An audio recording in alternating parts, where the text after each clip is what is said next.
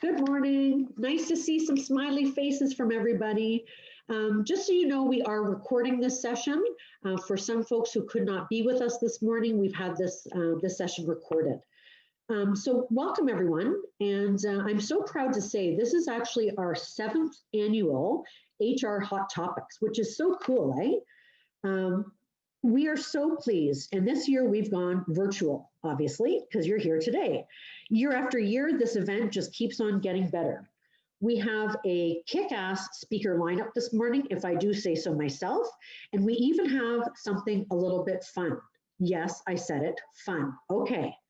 We have over 450 guests who have been registered for this event.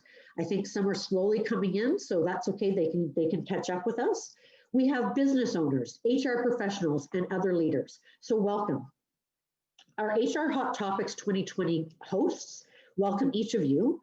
The best darn law firm in town, Nina Gupta with Gowlings, and Chantel, give a wave from Gowlings. My team at HR Business Solutions, H2R Business Solutions, sorry about that. My team, give a wave. And Grand River Personnel, the best darn employment agency in town. You know, I was thinking of something. Where are my peeps on here who remember the show Romper Room with Miss Nancy? Can I get some thumbs or a hands up? Okay, awesome.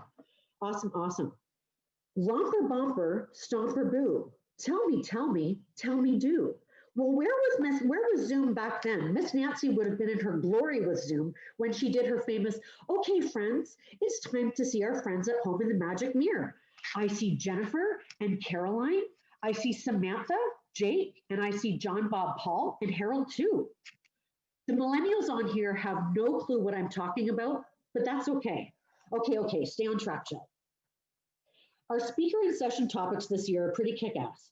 We'll hear from Jackie Lauer. Jackie, give us a wave, who will speak about employee engagement and managing the remote workforce, followed by Joseph Fung and Lisa Brown. Give us a wave, speaking about the best and worst practices of recruitment and onboarding during COVID, followed by Nina Gupta with a 2020 and 2021 legal update.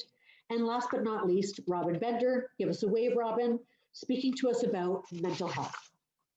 I want to thank my co-host companies, Gowling WLG and Grand River Personnel, as well as Chantel and Shannon from Gowling for their help in organizing the guests and technology for this event. You would think that doing this online is much easier than a live event. It's not. It's still a lot of work. So thank you to everyone for their help.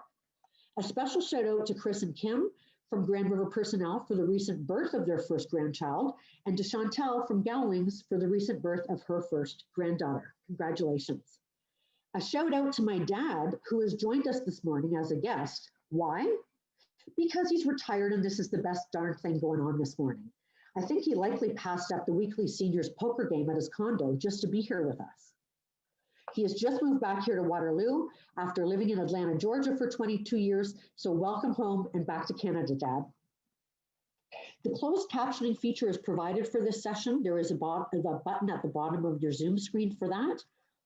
If your camera is off right now, please turn it on. We need to see each other's smiling faces. We have gone for months without normal contact, so let's see everybody. And P.S., if you don't have any pants on, no one will know. Throughout the session, if you have a question, you'll see the button at the bottom that's a Q&A. So if you click on that button, you have a question, type it in, and Michelle from my team will be monitoring the questions that come in, and she will read the questions out loud for the speakers. So please type anything in there that you have. We'll be answering questions throughout the presentations. As well, we'll have time at the end. As you can imagine, it's a bit of a challenge for those of us facilitating and speaking this morning while not being able to hear any sort of feedback from the audience. So we're going to improvise. Here's what we're going to do. If you want to react, give a silent clap. Let's try it. Come on. Okay, awesome. A silent clap. You can do a thumbs up. Let's try it. You can even do a raise the roof. All right. Awesome. Awesome. Okay. At the bottom of your screen, you'll also see a button that says reactions. I'm not seeing, actually, I'm not seeing it on my screen right now, but you may see it on yours. You can also click that button to react with a high five or something, but we'd rather that we see you guys doing it in person. For those HR designated folks on this Zoom, this does qualify for CPD points with HRPA. We will be providing you with that code at the end of the session. So let's get it started. What do you say? Thumbs up? All right, all right. First off, I'd like to introduce Sydney from Family and Children's Services, Waterloo Region, with a special announcement for us. So over to you, Sydney. Thank you, Jill. I hope everyone will bear with me. I'm fighting a bit of a cold. So I wanted to introduce myself. My name is Sydney, and like Jill said, I'm here on behalf of Family and Children's Services Foundation. I wanted to say a big thank you to H2R Business Solutions, Gowlings, and Grand River Personnel, as they've made a donation to Family and Children's Services in lieu of hosting this event at Whistlebear and the several costs associated with it. They decided they wanted to give back on behalf of their organizations and on behalf of all of you HR Hot Topics attendees. So thank you to all of you for that. We really appreciate it. I just wanted to share with you really briefly about why donations like this are so important to us and how they make a difference in the lives of the families that we serve here in the Waterloo region. As I'm sure all of you can imagine and have been experiencing yourselves, everyone is really struggling with the challenges that COVID-19 has presented. The pandemic, combined with pre-existing factors like poverty, mental health issues, addictions, systemic racism, and/or trauma, these things are really disproportionately affecting the vulnerable families in our community. And as a result, there's a really urgent need for additional supports and prevention programs for these families so that they have the opportunity to build connection and resilience with themselves and in their communities, which ultimately reduces the risk of child abuse and neglect. And these prevention programs are actually not funded by the government. And so that's what we do at Family and Children's Services Foundation is we raise funds and awareness to support these prevention programs. Especially at this time of year, you can imagine that these donations go a long way for the families that we serve.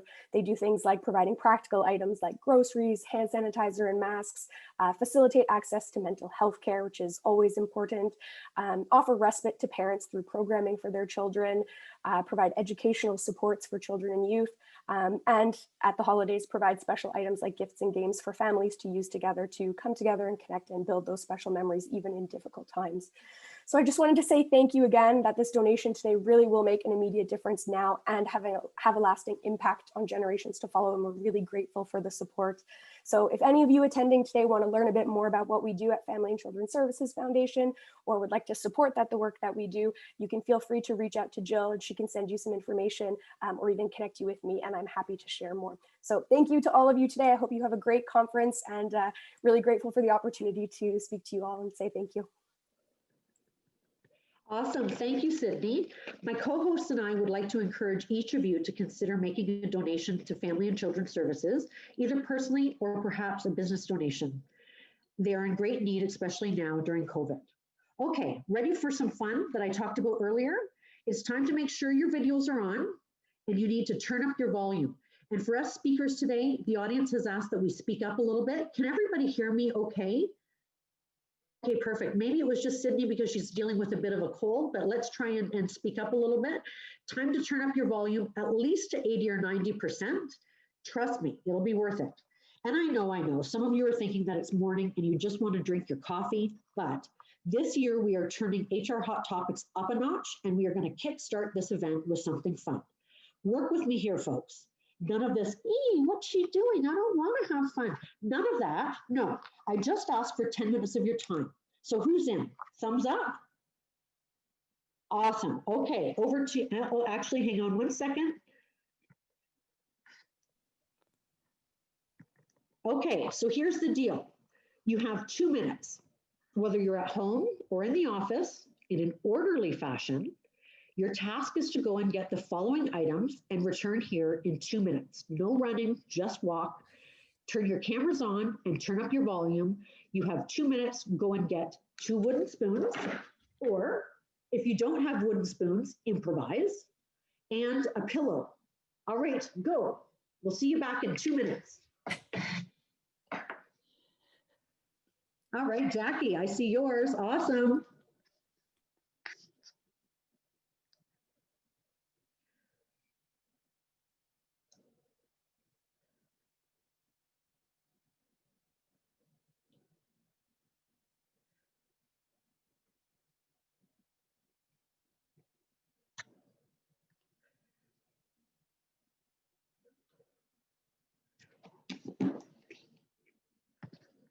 Just give everybody a couple minutes to get back.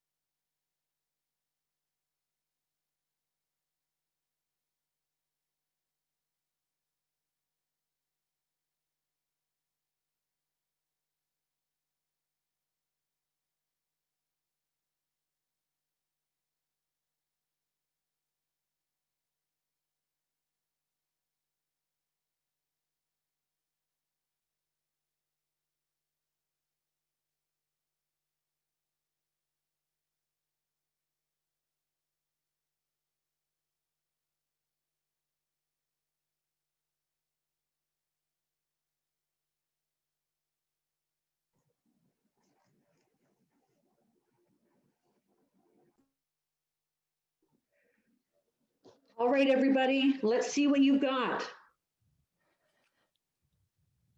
All right, very impressive. Okay, I'm going to turn things over to you, Val. Awesome. Thank you, Jill. Well, welcome. And I am so excited to be here with you this morning. My name is Val and I am with Drome. Drome is drum and ohm, bringing energy and calm together. We are going to get energized this morning, help get you focused, help get you ready to take in all of this valuable, amazing information, but most of all, have some fun. Who doesn't want to start their day with a little bit of fun? I only have one rule, and that's what it is. You must have fun. So I'm going to encourage everyone to stand up. Your body and brain are going to love you for this. Stand up. You're going to put your pillow, if you can, on your chair. I mean, you can use your desk too. That's okay. There's no wrong way. Your spoons, your pens, your forks, whatever it is you have are going to be your drumsticks. I'm going to ask everyone to mute, but turn on your cameras because let's feel connected. Let's build that community. Let's really feel like we're doing this together because really we are. Trust me, I can feel your energy from here. We're going to start by getting grounded. I want you to stand up nice and tall. Bring yourself into this moment. Give me the next 10 minutes. That's it. To focus on you right here, right now, physically, mentally, emotionally, and spiritually. Just if you want to close your eyes, take a big breath in. And I want you to send that breath past your chest, into your belly, filling it up like a balloon. And as you exhale, I want you to let go of any stress or worry, any tension that you're holding on to. Let go of it. It doesn't belong here. And again, inhale, sending that past the chest, past those stress receptors. Bring it down, the breath into your belly and triggering those calm receptors. And now on your next inhale, I want you to give me big arms, big stretch up, starting to wake up that body. And exhale. Bring them down. Are you ready? Here we go. Turn it up if you need to. Here we go. We're going to start drumming on your pillow. If you had a ball, you could drum on your ball. If you're on your desk, go for it. Just get up and move. Let's go a little faster into tempo. And guess what? No one's watching you. They're too busy with their own hands and feet to worry what anyone else is doing. Let's go. Come on, super tempo. Come on, drum it up. How fast can you drum? Woo, it's great stress reliever right here. Just drum it out. I want you to take it to the side. Do you want to bring it to the side of your chair, air drum, or bring it all the way down to the floor? Totally up to you. Back to the chair. I'm going to say chair because that's what I'm using, but whatever it is you're drumming on, take it to the other side. Can you go low or halfway? Back to your chair.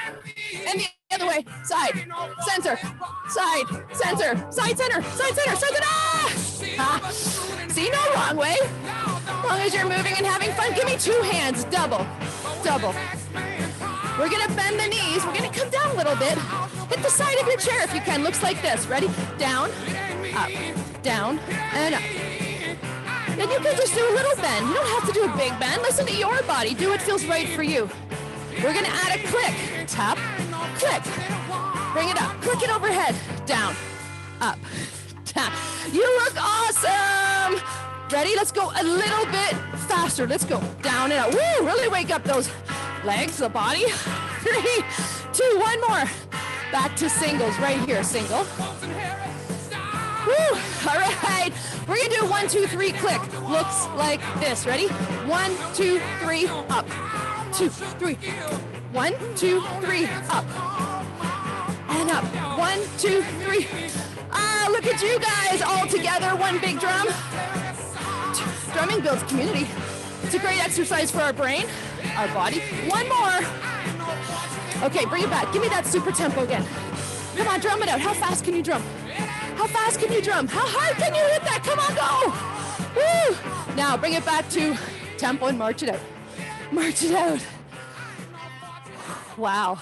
Okay, I got my heart rate up. I hope you did too. We're gonna start this next one with a polyrhythm. That means your hands and feet are going to be doing two different things. Let me go catch that beat. There we go. Give me slow sticks. Slow. Ready? Now give me fast feet. Keep your sticks going slow, but your hands going, your feet are going fast, your sticks are staying slow. Can you do it? Okay, now give me walking feet. Walking feet. Walking feet. Now, super fast sticks. Go. Can you do it? Your hands and feet are doing two different things called a polyrhythm. Okay. Let's bring the hands down. A little slower. We're going to do a paradiddle. This is a drumming rudiment. I want you to try. It looks like this. We're going to go par-a-did-do. 1, 2, 1, 1, 1, 2. That's it. Pair. A little faster. Let's try it. Par-a-did-do. 1, 2, 1, 1. I say you are awesome. You are awesome. You are awesome. Can you do it? 1, 2, 1, 1, 1, 2. One more. Woo. Give me fast hands. Fast hands. Give me slow feet. Do that. What are we doing? Polyrhythm, yes. Polyrhythms, paradiddles. Give me, ready, fast feet. Fast feet. Slow sticks. Slow spoons, pens. Bring it back. Let's go. Did, do. 1, 2, 1, 1. Now, I'm going to make it a little harder. Try this. Ready? Looks like this. Pair, cross, cross. I'm going to cross on the diddle. Pair, did, do. 1, 2. Woo, we're crossing that midline, engaging both the right and left hemispheres of the brain. Ready? Little faster. Try it. 1, 2. Pair, did, do. Pair, I see those spoons, sticks. Going fast. All right, last one. Bring it back. Give me fast hands. Give me fast hands this time. Give me fast feet. Fast hands, fast feet. Come on, go. Can you get them both moving? Woo. Nice. Bring it back. March it out. We're going to take it into a slow jumping jack. Slow. Bring it down and in. Slow. Now I want you to take one foot, tap the opposite stick. Reach across. We're going to go a little faster. Opposite stick, opposite foot. This is really working that brain again. Now we're going to finish behind your back. Can you do it? Behind your back, opposite stick, opposite foot. Woo, your brain's going, what?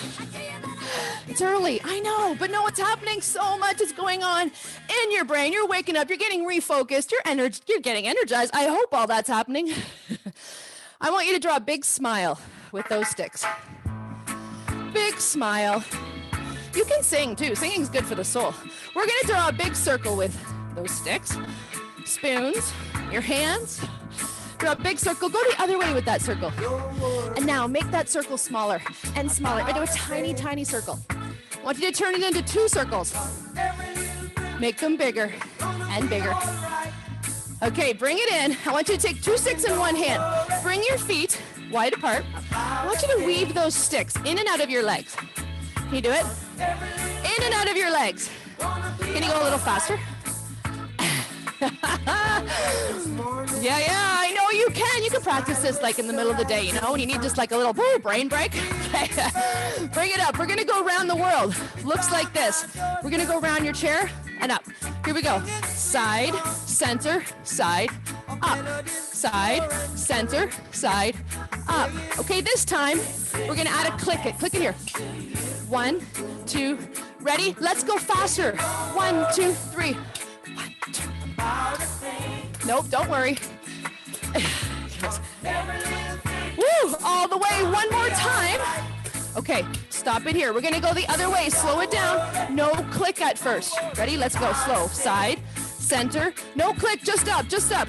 It's hard for the brain to turn it around, no click again. Side, Okay, we can click it this time.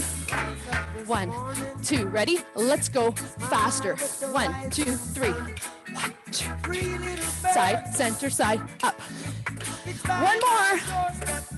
Give me a great big stretch. Up and over. Big reach, big stretch. And the other way, great big stretch. And around in front. Stretch that shoulder.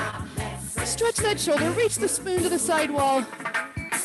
And the other way, big stretch. Now, I want to test your reflexes. How are your reflexes this morning? Hold your sticks out in front. Knuckles facing the ceiling. I just want you to drop and catch. Can you do it? Drop and catch. So you have to let go, let them fall, come underneath and catch. Can you do it? How are your reflexes? Try the other way, knuckles facing the floor. Come over top and catch. Can you get them? How are your reflexes? Oh. Try one each way. How's that? Yes, I love it, do it, nice. All right, I want you to bring it down to the chair. Have a seat. Have a seat. Setting the spoons down, your sticks down. I want you to give me a big breath in. Bringing those hands together right down the center of your body. And we are going into a rhythm. So it's going to look like this. We're going to start with a big stomp, stomp. Okay? We're going to start with a big stomp, stomp. So turn it up if you can't hear it very well. I really want you to feel this drum beat. We're going to start stomping like you mean it. Okay? Hear that? Let's go. Come on, like you mean it. Own it. Right? You're taking this power with you into the rest of your day. Nothing's getting in your way because you've got this. Come on, like you mean it. Oh yeah. Imagine all 400 of us in the same room creating this boom. At it, on the lap, 2 claps. Just imagine all of us together creating this powerful energy together on your own. I can feel it. 1, 2. That's it. Connecting with your own powerful heartbeat. Yes. Being right here in this moment, nowhere else. Adding a clap. 1, 2. You can't be in stress or anxious, fight or flight when you're having fun and in the moment. You just can't. So be right here, owning this in this moment. You got a lot going on. But right now, have fun. Boom, boom. Ready? Now I want you to own it. I want to hear you go, huh. Come on. Nice and loud. Huh. You got this. Come on. Huh. That's it. Louder. Huh. Yes. Huh. I can feel it. I really can feel it from here. Come on. Yes, you are awesome. Go. Woo. Now I want you to sit up nice and tall. Close your eyes. Resting your hands on your lap. And I just want you to breathe. I want you to be here in this moment. You being with you. That is it. Feeling and reflecting on your own powerful heartbeat. Everything that you need is inside of you.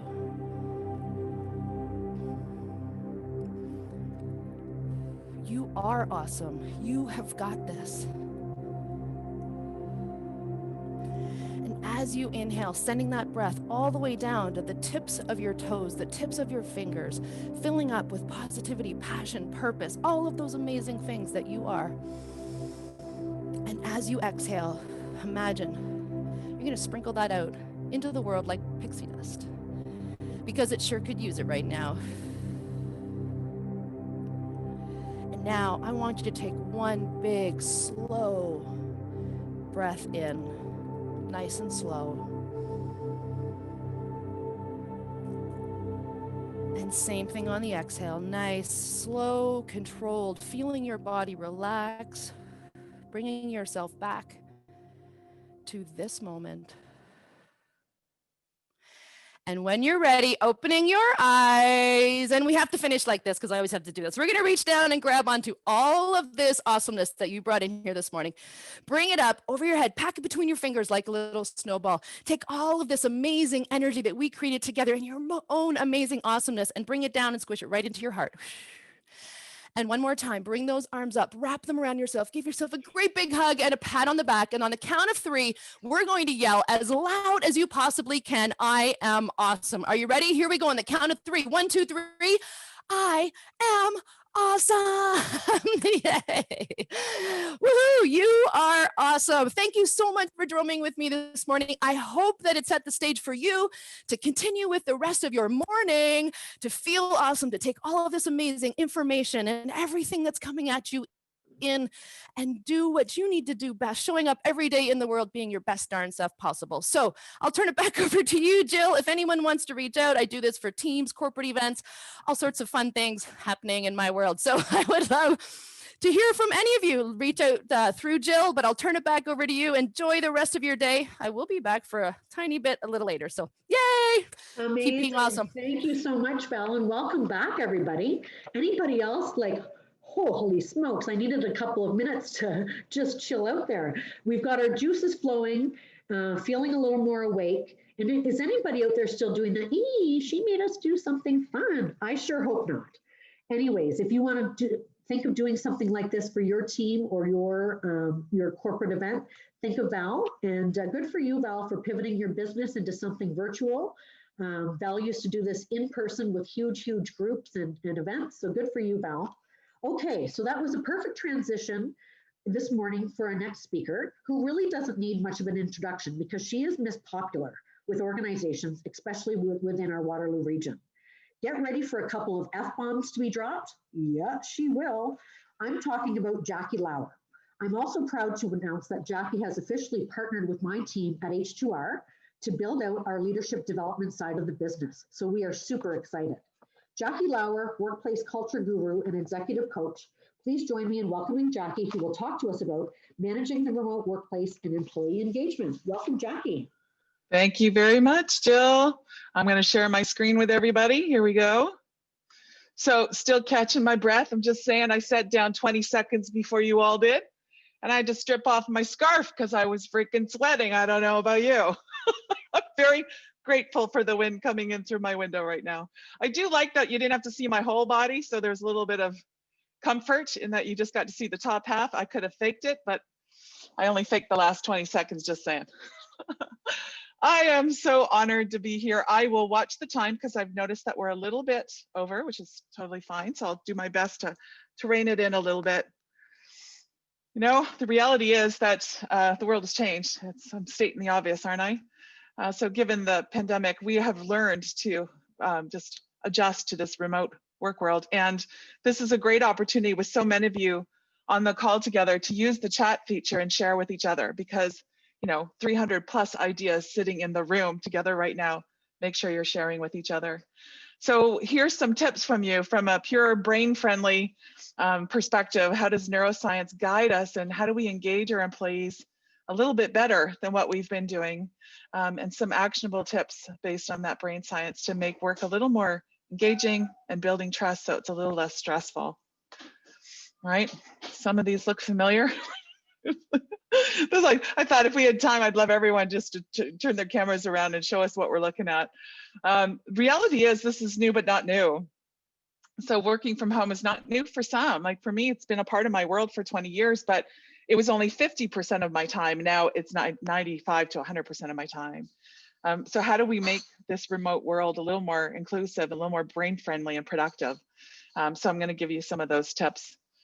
Here's the thing, and I hope you've heard this many times over from many practitioners that do the kind of work that I do, but you know, the human brain is a social brain. We actually require connection. And as much as I feel like I've been telling that story and sharing that research for, you know, almost 20 years, I feel like people get it now. It's like, now that we actually know the pain of not actually being together in our workplaces, we've seen anxiety go up and depression increase. And, you know, we're finally talking workplace wellness. I mean, I'm sure Robin Bender's like, come on, I've been telling this story for how long? And workplaces are feeling the pain. And so they're now understanding. I feel like we don't have to sell it. They're coming to us and saying, help, we need some help. So the human brain is a social brain. We actually require connection. So part of this engagement piece is, and I know a lot of you have done a good job, is share that in the chat with each other, is what are the things that you have consciously and intentionally designed to make sure that your workplaces are more social. If we haven't been able to run into each other in collision meetings or at the water cooler, what have you done to invite that social piece to actually happen? A lot of the science in neuroscience has been around the in-group versus out-group. So I don't know if you guys remember Mr. Wilson. That's why I threw that picture up there. So it's like being stranded on an island, right? Tom Hanks still needed someone to talk to, so he created Mr. Wilson. I've been working alone for many years. I've had my, my weird little things that have kept me going, talking out loud, hearing my own voice. Got my own Mr. Wilson. We actually require it as a coping strategy to survive being stranded on an island. But the in-group piece, the research around that has been really interesting, is that it is, when you talk about a team that gets together, if they have shared goals and shared values or an experience that's shared, they tend to be more productive. So yeah, it's about recognizing that we're all different. We come from different backgrounds, different experiences, all of those things matter that make us unique and special. But pulling a team together to feel that in group, you can actually measure in the brain through MRIs, the connection in the prefrontal cortex that happens between people. Trust centers of the brain actually open up, and you can measure the productivity of a team that feels connected with shared goals, shared values. And so the organizations that do that well and the team leaders that do that well with their team produce more results. But and on top of that, they have a team that's more connected to each other, more inclusive with each other. So it's like the old expression, and I worked with Department of National Defense for 7 years, and they talked about, it's that brothers in arms. It's an old language, but it's the idea that we have a shared experience. And one of the things that I'm appreciating, finding some benefit to what we're all going through, is, internationally, we have a shared experience with the pandemic. For the first time in a long time, we're going to war together, for lack of a better phrase. We're having this shared experience of how hard this is and what the challenges are around this. And in groups, teams that have that capacity to create the language around the shared values and goals, it's really, really important. So make an effort as a leader, whether it's a team lead or the organizational CEO, is creating those unique shared experiences. Like, I'll give you an example. One of my clients is a senior vice president of sales for a global company, Fortune 500 company. I'm on the phone with him last night and I said, what is the main thing you learned he had a virtual leadership retreat globally for 3 days. Can you imagine sitting on your butt in front of Zoom for 3 days? But that's what they did. And I said, what's the main thing you got from this? And he said, part of the agenda design was to share feedback, to be really courageous about what they wanted to see more of and less of from each other as humans in virtual environments. And it was hard, but they got courageous, they got vulnerable. And he said at the end of the session, they all agreed of all the things they did in those 3 days together. It was the shared experience of the stress of giving each other feedback. But it created a story and an experience that they could align with each other. Creating those shared experiences is really, really important from the pure productivity and connection and inclusivity perspective. What you see is what you get. And so what I'm talking about is one of my biggest pet peeves in this virtual world is some people are not doing an awesome job of creating the virtual environment where we can see faces. So you'll note that some of us have a light. So I'm a little bit dark on this side. I do my best to light it up a little bit. It's really important that we don't go too close to the camera because that's a little bit horrifying anyway when you see all the lines in the face, that we sit back and you can see a bit more of someone's body language. Making an effort, because the brain, you guys have heard the term Zoom fatigue. It exists for a reason. The brain is overcompensating for all those little micro expressions that we're used to observing in meetings and body tone and language, and we're missing a lot of it. So we're overworking the visual cues. So make an effort to make sure that you can be seen in terms of your body language and the expressions on your face. Also, as part of this, what you see is what you get. It's also, it is seeing you listen that builds the trust. It is seeing you listen. So if I am kind of, when we're in a meeting and I'm kind of looking away and I'm digging around something, is she looking at her phone? She looks like she's typing away on something. Make an effort to demonstrate you're actually paying attention. And it's all of those little things, those tiny little moments, whether we're in person together or we're on camera together, that lets your people know you care. You're in the present moment with them. You actually are interested in what it is that they have to say. And we show that predominantly with our body and the way that we are being, not just in the words that we are using. It's all the same lessons. Like, this is the stuff we've learned about active listening for 40 years in management training. We're just translating it now to the virtual environment. So I don't know about you, but I sure am triggered when I like, it's like, could you just come look at me for a moment? Share your screen is another tip. Share your screen and take notes where possible. So the idea is that, like, I'll give you an example. When I do my work with the clients at the Accelerator Center and I'm designing shared mission, vision, and values exercises, I'll actually pop up my screen, and we're in brainstorm mode. I'll have a screen that can show, what did we just say? We're brainstorming. What did we just agree to? What do you want to do next? And so they can see by the words that I'm typing and the activity on my screen, I'm 100% in this conversation. And every time I'm done a meeting, I'll go, do you want my notes? And then it's like, yeah, sure. Like, it just shows active engagement. So do your best to demonstrate you're paying attention. Another one is sit back where you can. Sit back a little bit and let them see your hands. I'm sort of handsy, so even though I'm not that far away, but where possible. Like, I've noticed if I have a virtual coaching call where it's video versus phone, I wasn't paying attention, but I've noticed that I do this. And I suppose it's my way or habit of keeping myself still. So I want my body to be still so that my heart and my head are fully engaged in that moment.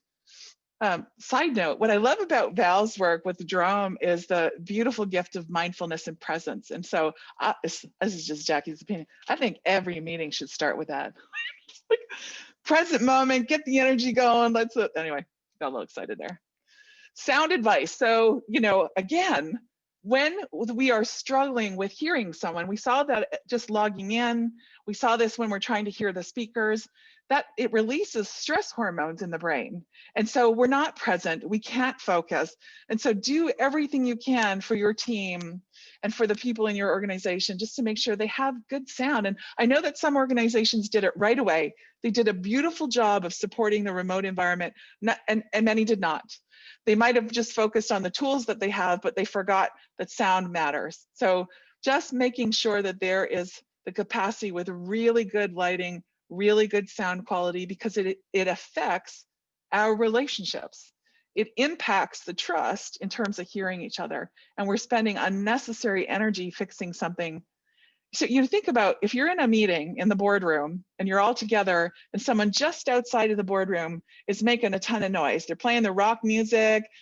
There's two people shouting. What do? You get up from your seat, you go outside the board and you're like, hey man, keep it down. We're trying to hear each other in here. It's the same here. We've got to do what we can to support the environment so that we can actually connect with each other and hear each other. I'm just going to do a little time check. All right, I'm going to zip through this, people. I got this. Cue the visuals. And so one of the things that I love is that when we're using things like the thumbs up and using the clapping feature, or even doing it visually this way, or popping on a poll, is that those who are mastering these and learning to use those cues are actually more efficient than their meetings. It isn't always necessary to go, how do you feel about that? And 12 people, one at a time, take 10 minutes to express their opinion. Sometimes a really well-designed poll, give it the answer to something so you can get something else done. So the one thing we are doing is overdoing meetings right now. So how do we actually make them productive, still connect with each other, feel heard, and go to something that's actionable? Leverage the back channels. So I love the chat feature. I think that it's really important that people have permission to have conversation with each other and share, as long as it's on point. I don't want you talking about your grocery list maybe right now. do that privately. But it's important that people are allowed to have a free space to connect with each other and to process. The brain needs a place to prioritize the data it's just heard. We also need to build connection and trust with each other. Say, what did you just hear Jackie say? Or what's that a message that Jill just gave us? And how are you guys going to apply that? That's important, but it might not be important to everyone. So having a place to use the back channels is pretty important. I hope that some of you are familiar with the data around 20-minute meetings or 50-minute meetings, but no more. You know, here we are on a full day thing, but one of the things, right? Well, I just did this summit. It was like a 3-day summit for the learners, but because it was a brain-based summit, I don't know if any of you were here. One of the things they did brilliantly, it was after 20 minutes of speaking, they called it a digestible moment, and they gave us 2 minutes to pause and reflect. So everything that we can do, even if it's drumming, it's take your bio break, it's a moment of reflection. The brain actually requires that time to organize. It's like filing something in your filing system. It needs a space to put all that new perspective and data to process it, so it's safely stored away, so we're not overproducing. It's kind of like driving by rote. You know, when you drive in your neighborhood, you're no longer conscious about where you're driving. You sometimes show up and go, how to get here? It's because the brain has put everything into the prefrontal cortex, and it's just naturally there. And so it's quick, easy access, right? And it allows, so the same thing when we're processing data from a meeting or a learning event, give people time, just even if it's a stressful conversation between you and me. Maybe we had a come to Jesus moment and we're having a courageous conversation. We both need time to go, okay, what just happened? What was my insight? What do I do with this now? So please keep that in mind. And sort of springboarding off that, our restorative breaks are pretty critical. So it's like giving people that space to kind of decrease the cortisol levels, which is the stress hormones, whether it's laying back in your hammock. For me, it's the outdoors. I've shared this with a few people, but you know, one of the gifts I gave myself was moving into a condo that has green space, and there's walking trails here. That's been my savings grace since the pandemic. It makes me even teary just talking about it. It's that place where you just de-stress, manage the cortisol, and you increase the happy hormones like serotonin and dopamine. Getting in chair yoga or going for a walk in nature, whatever that is for you. Making sure that and one of the things I love about some of the leaders I've had the honor to spend time with during this pandemic are the ones that force it. And what I mean by that is, and this is where brain science comes in, is creating habits for the whole organization around restorative, around time for nature. And I've got this one leader, he has literally blocked his people from the internal internet from their homes. They're not allowed to log in until 8 a.m. and they're kicked out at 5. I'm not even kidding you. Like they're like, and the CEO will write, it happened for the first 4 months, you're done working at 5, go be with your family. He literally told 350 people that, go be with your family.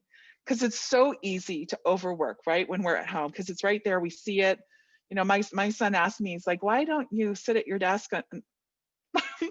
Nope, this is Monday through Friday, 9 to 5, but I am not going near, I walk around my desk on the weekends. It's like, I am not, because I will start to think and plan, right? So you see a trend in some of the things I'm saying, give time for insight. You know, the more reflective you are, the more effective you are. And it's really about the gift. It's like slow down to speed up. That's an expression I use all the time. I'm sure I annoy the heck out of my clients, but if we create that space for that to happen, we'll actually be more productive, more thoughtful, more empathetic, better connection skills, right?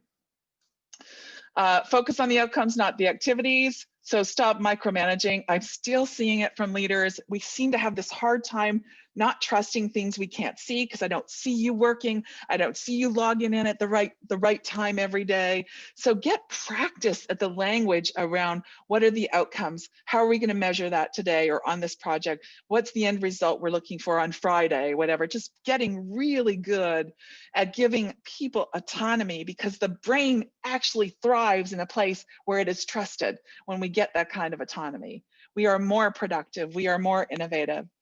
Agree on meeting norms. So whether it's brainstorming, whether it's just a weekly meeting or a daily stand-up, just get practice. Like have the team decide with each other what our meeting norms are. So there's shared agreement in terms of how to behave. So examples, one person speaks at a time, or share the air, or honor, whatever it needs to be.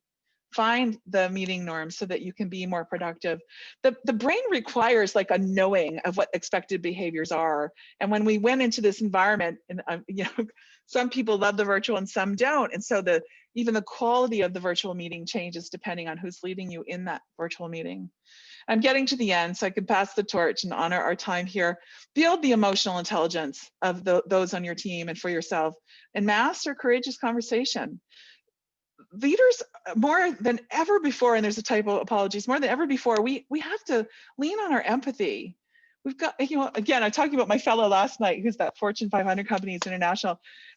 In the end, I said, what was your big lesson in terms of feedback from your own team? And he said, they said they don't know me as well as I know them. I'm like, so what did that mean? He goes, I haven't been vulnerable to share who I am, especially. And I said, why does that matter? And he said, because the more they know me, the more they trust my good intention, right? It's that sense of bring the whole self to work. So more than ever before, we need our emotional intelligence capacity to increase and quicker. Trust and engagement, really, it happens one conversation at a time. So let's build that capacity. Bottom line is, and this is Jackie's opinion, I think this remote thing is pretty awesome. When I'm watching people do it well, they're having more time for family, more time for self-care. There's a lot of data in research pre-pandemic, not post, that demonstrates that this is good for the employee. However, we haven't mastered this in post-pandemic time. It's been forced upon us. We're not practiced at some of the habits and the behaviors. We're not always trusting what people are doing at home. And let's be clear, we've got kids and pets and everybody in our space. So that puts a whole level of challenge in terms of our health and wellness. But I hope that we're learning a lot of really cool lessons. So when we go back to some semblance of normal, we get to keep the really cool things that will serve us in terms of our mental health and wellness going forward.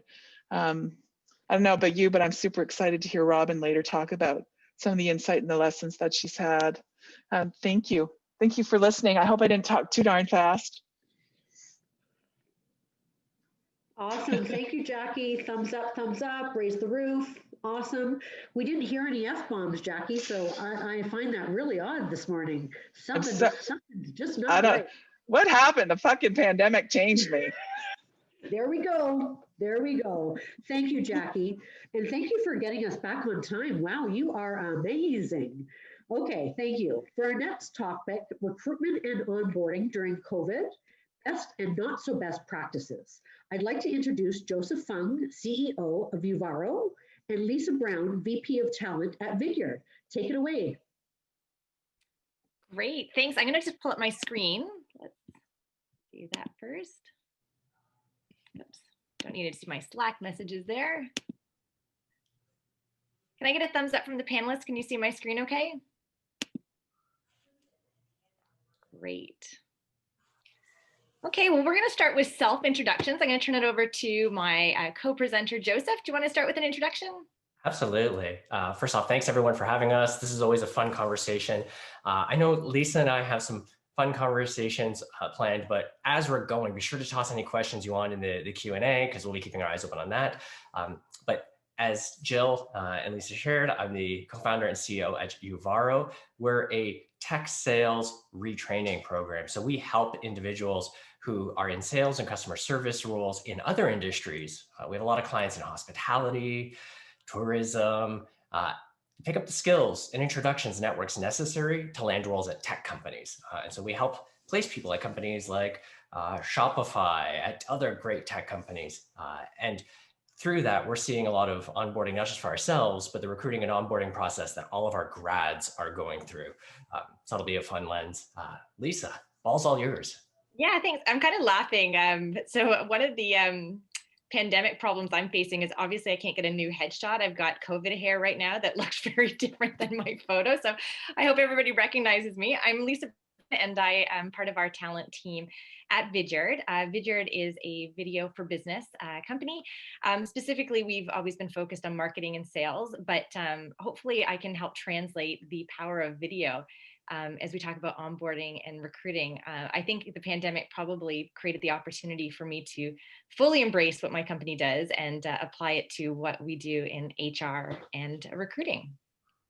So just to give a little bit of context, let me go to the next slide. This is probably your workplace, give or take a few desks, a few people here and there. But I think we can all agree that we were an on-prem for the most part. I think Jackie took us through that, there's a lot of research and information out there that suggests that working remotely was actually a positive thing. But I think if we could probably be honest with ourselves, a lot of companies adopted an on-site strategy, and we did very much at Vidyard. And then the reality of March, I'm going to say for us, it was March 13th. I don't know the exact date for everybody else, but it was almost like everybody just picked up and walked out. It almost looked like a little bit of a ghost town for a period of time. But the reality is that you're probably looking at something like this if you're trying to enter back into the workplace right now. And some of those varied challenges are probably what we can address in the on-site, this hybrid, working remotely, and those challenges for recruiting and onboarding. So Joseph and I are going to give you the lens of the CEO. So I'm really privileged to have a co-presenter today that I look up to seek to understand what does a CEO actually think about in any given day, because I think it is a little bit different than what the HR lens looks like. So Joseph and I are just going to bounce back and forth. I hope you guys don't mind that we are going to kind of interview each other along the way. But Joseph, I want to ask you, as a CEO, how would you describe these unprecedented times? It's really funny because we've got the unique lens of also being really deeply entrenched in sales culture. And so one of the things that jumps out are the way companies interact with each other. And it's really similar to the recruiting side of things. And so it's been fascinating to me as a CEO seeing those parallels. So one of the things that we saw for us, as well as for a lot of companies, and Lisa, probably for you as well, is there was that period of kind of immediate reaction and then a little bit of denial. It's like, hey, let's deal with this current crisis. Let's figure out what the plan is until things come back to normal. But then for us, and I think about the peer groups that I'm in, the investors I chat with, as we got into the midsummer, as we got into, really August, I think is where it sunk in, we recognized that this wasn't about a temporary change. And a lot of the ongoing language, is this a V-shaped recovery, a U-shaped recovery, whatever weird shaped alphabet, but it really was a step function change. And for me as a CEO, one of the big things that we're spending a lot of time thinking about is what are the rules that are now completely changed? And a lot of it anchors around talent. And so as we think about not just what are these specific actions around recruiting, but what's our strategy around talent? Do we think about one location? Do we think about fully remote? Do we think about certain demographics, certain skill sets, our go-to-market, all of that? It's kind of like everything's on the table. And that's I think the single biggest change as we think about these unprecedented times. All of the 2020, all the 2021, in many cases 2022 plans are out the window because everything's being rewritten. That's exciting, terrifying, but exciting. Just, is there anything specific that you guys are dealing with that might be unique to your company, or do you think it's kind of a shared experience? What your company is how you're approaching it and handling the situation? There's likely some experiences that are similar, like the ghost town effect you talked about. Yeah, it felt like overnight, everyone's out of the office. 2/3 of the people took their monitors, so it looked like we were robbed. Dealing with just that office space reaction, I think is true for a lot of tech companies. I think we share that. For us, something that was unique to us is that we had the two sides to our business. We had our kind of traditional, what you'd expect from a software company, but then there's services, this training and replacement offering. And the one, to a certain extent got stalled. Sales slowed down. We retained our customers, but it wasn't growth. It was kind of like, let's retrench. But then the other side took off like wildfire. And for us, what we saw was that not just tech companies, but a lot of quasi-techs like financial tech, manufacturing tech companies were looking to hire people with remote selling and remote business skills. So that part of our business really took off. And so one of the things that's been interesting for us, and I don't know if it's the same for you at Vidyard, is that internal conflict of the fact that it is such a challenging time for so many of our customers, our partners, our suppliers, others in the ecosystem. But we have this huge opportunity and this huge tailwind that's benefiting the business in so many ways. There's an interesting, almost survivor's guilt that you need to deal with as a company, and struggling with that has been an interesting cultural phenomenon. And still from the lens of the CEO, I'm curious, how do you navigate and continue to adapt? Like you talked about talking to investors and keeping sort of a pulse on what's happening, but what do you lean on or draw from to navigate properly? A really big part of it, and I love Jackie's comments earlier about the more reflective you are, the more effective you are. That honesty and candor is so important. And so that comes into the way we talk to our clients, the way we talk to our team. Sometimes that's little details, like our monthly all hands. We share way more information now. We always pulled out highlights from our board meetings, but now we're pulling out more.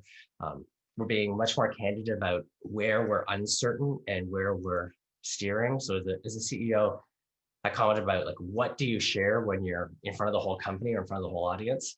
That equation has changed. And we felt the need to be much, much more candid about what the unknowns are and what the challenges are. And it's been amazing to see how the teams responded.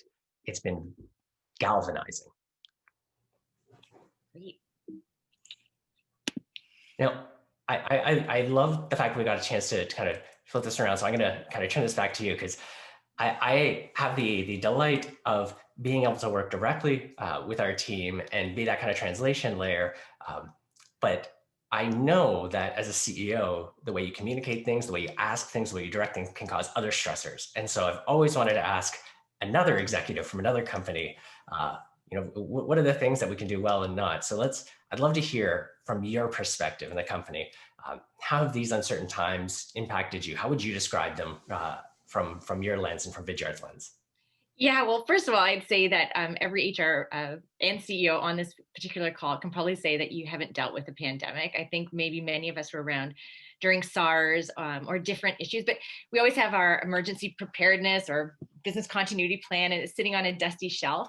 I feel like I was kind of ready for something. The news back in January and February was kind of creating sort of some awakening. I don't know if the right adjective there to describe it, but you're starting to pay attention and trying to decide. But everything came sort of fast and furious. Like with the blink of an eye, it was kind of like everybody go home. And I think if I was to describe these times, I came to realize that my own agility and resilience and preparedness needed to be sort of top of my game. I didn't know what to expect.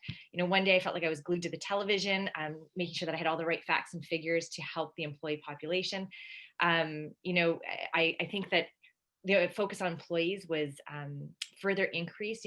Talking about sort of empathy of our managers, we had to help dial that up right away and be able to react and respond. We had sort of this immediate feeling of, was it safety first, health first? But let me just sort of describe, once sort of March and April kind of got under our belt, we started thinking a little bit differently. And it wasn't that the business shut down. We certainly didn't. I think, you talk about survivor's guilt, but Vidyard was actually really like tailwinds of COVID. Again, being a video for business company, if somebody wasn't using video like Zoom or on today, or asynchronous video like Vidyard, you're kind of thrust into it because there was no other means to create those human connections without the use of video. But I think what I learned through these times is that we kind of forgot about recruiting and onboarding because things kind of came to a stop, and very, very quickly we had to adjust and get back into like a hyper focus. Things started to take off a little bit faster than we were expecting. So I wasn't necessarily super prepared for the vulnerability that my employees or the Vidyard employees would be sort of vulnerable to a global market, right? So, with borderless hiring, all of a sudden, I think some top talent in Canada against sort of a US market was sort of top of mind. We also started realizing that the new hires that we brought on in March and April timeframe didn't have the same experience. So I had to get sort of very quickly, and my team very quickly kind of hyper-focused on the things that mattered. So one of the things you mentioned in our earlier conversation was how the flow of applicants really changed with COVID. Can you break that down for us? What did that look like? Yeah, so we happen to use a recruiting tool called Greenhouse. I'm sure a lot of people do. We hadn't seen the spike in applications like we did during the COVID period. And so again, as other companies were maybe downsizing or having to do a degree of layoffs, there were certain roles that maybe would have attracted, just from a brand attraction in Kitchener-Waterloo, maybe about 100 employees. And very quickly, we started seeing applications of 300, 400. And this actually was something we had to muddle through. We weren't super prepared for a higher number of applications coming in and how to make sure we dealt with it. We've always really focused on a really high white glove experience to our candidates, high attention to detail with each candidate. And all of a sudden we were doing sort of the generic, no, thank you, no, thank you, no, thank you. And it didn't feel good. Our recruiter, her brand reputation felt at risk because it just wasn't in sync with our values and the type of company that we want it to be. So we've then, on top of that, been thinking about like what technology improvements could we put in place? How could we be doing things differently? So I know we're going to dig into recruiting more. So I'm going to put that one a bit on the back burner. Yeah. But that last question, like the navigation and continuing to adapt, you spoke about how you needed to be really agile. And selfishly, I'd love to hear because I always want to know how I can have a better relationship with my executive team. I'd love to hear as a team, how did you navigate those changes? What were you looking for, from your CEO, and what did you get or not get? 100%. So, I probably will ask for as much time as I can get with our executive suite, just to understand. And I notice when I don't get the information. So you had talked about just, strategically, where were you going to start to hire? Were you going to do, like what location? I needed access to that information. And one of the things that was kind of an interesting side note is I think our management team sort of coined, we want to be able to hire the best talent. And I remember thinking, best is a relative term. I don't know if there's an absolute definition of what best is. And to be honest, it's different for everybody. And so we started sort of into this recruiting space where, being questioned, is this the best available talent? And I had to do a lot of, partnership with the executive team to understand what do they mean by that? Because to be honest, I think I dropped a joke about, being a fisherman and, if I only had to fish in the Grand River, great. But if all of a sudden you open it up to every ocean and lake, and it is an endless task searching for talent out there. And so I needed time with the executive team to understand what was our bigger picture and what we were trying to achieve, because we were going to spin ourselves in circles if we attempted to go after this sort of undefined term. So that is definitely one thing. So Joseph, if you're working with your HR team and other executives, take the time, Jackie, we're going to steal lots of what you put in your presentation, but this reflective, don't forget that HR also needs time to reflect on some of the big picture decisions that the executives are talking about, what you're hearing from your board of directors and other stakeholders, because we need time to also reflect on how we're going to adapt and change our processes, and especially our go-to-market strategies for recruiting and onboarding. I think that's a great topic. I want to make sure that we save some time for that. So why don't we dig into some of the recruiting things, and let's come back to that one, because I think that'll be really fun. So let me ask you, because I don't know how close you are to your recruiting process, Joseph. I think you are, but how would you say your recruiting has changed since COVID? Yeah, I am. I'm intimately involved. We're a small team. So for reference for the folks, our team here, it's about half local in Kitchener-Waterloo, and we're about 20 people. So we're really on the small end side. I'm involved in just about every hire. The things that have really changed for us have been, yes, an increase in talent in terms of applications. But since COVID, we've hired about 5 people. And the number of applicants for each role has grown by about 20-30%. So it's manageable, noticeable, but manageable. I think a couple of really big things is the geographic spread of our applicants is all over the map. It's Tuesday, and so far this week, I've had interviews with people in India, Australia, US, Canada. I ran through the list earlier and I'm missing one country, crap. But a very, very global, Argentina, there we go. Very global applicant pool. And the part that's been really interesting is, I'm sure you're seeing the same thing. People who are leveraging really good sales tech is showing, it's highlighting, it's really showing up. So people who are using video in their outreach, but people who are following up, who are reaching out via email, who are reaching out via LinkedIn, we're seeing both a bigger pool, but a greater stratification. So the standout candidates stand out even more. And the ones at that bottom of the list in terms of their fit or their roles, that's becoming more apparent. And that's been interesting to see. I think we have something similar to that. Yeah, I mentioned something about having 400 applicants on one job, and it wasn't actually that particular job, but I had an experience. I've actually had a recruiter change in my organization, and so I've had to sit in the recruiter seat. And actually, it's been a wonderful experience, because I think when you step away from it, you tend to forget some of the nuances and areas of opportunity. So I've been in the recruiter seat for the last 4 weeks, and I have had candidates that maybe just in a resume review, I would have possibly dismissed. We tend to be looking for some of the traditional, are they B2B? Are they SaaS based? Do they come from an industry similar to ours? And we are getting sort of differentiated resumes. But one candidate who I was about to dismiss just because of the application pool had forwarded the hiring team a video. And that was a massive differentiator. we are a video company, so it kind of made him stand apart that way. He used our product, that was great, but he was really able to articulate what made him different and stand out from the crowd. And I think if you're in the job market today, you figure out a way to identify yourself differently. But I also think we as employers, the marketplace is now much, much bigger, and the competition for employment and us getting the best talent, I'll kind of air quote that, is more challenging. And so as an employer, you have to also think about your employee value proposition or your brand. And we're trying to think of new ways to get identified on things like LinkedIn or different job boards. And I don't have all the magic answers, but we are continuing to dabble and try new things. Joseph, one of the things, I'm going to take us back to an earlier question you just asked, what do I need from the CEO and our executive team? I need permission to try out some new things, and it's okay if they don't work. I just, let me keep trying some, because we will find what really works for our company and what sticks. So that might be something that you need to also give your team as well, if that helps. I appreciate that. Yes, that idea of experimentation is so true.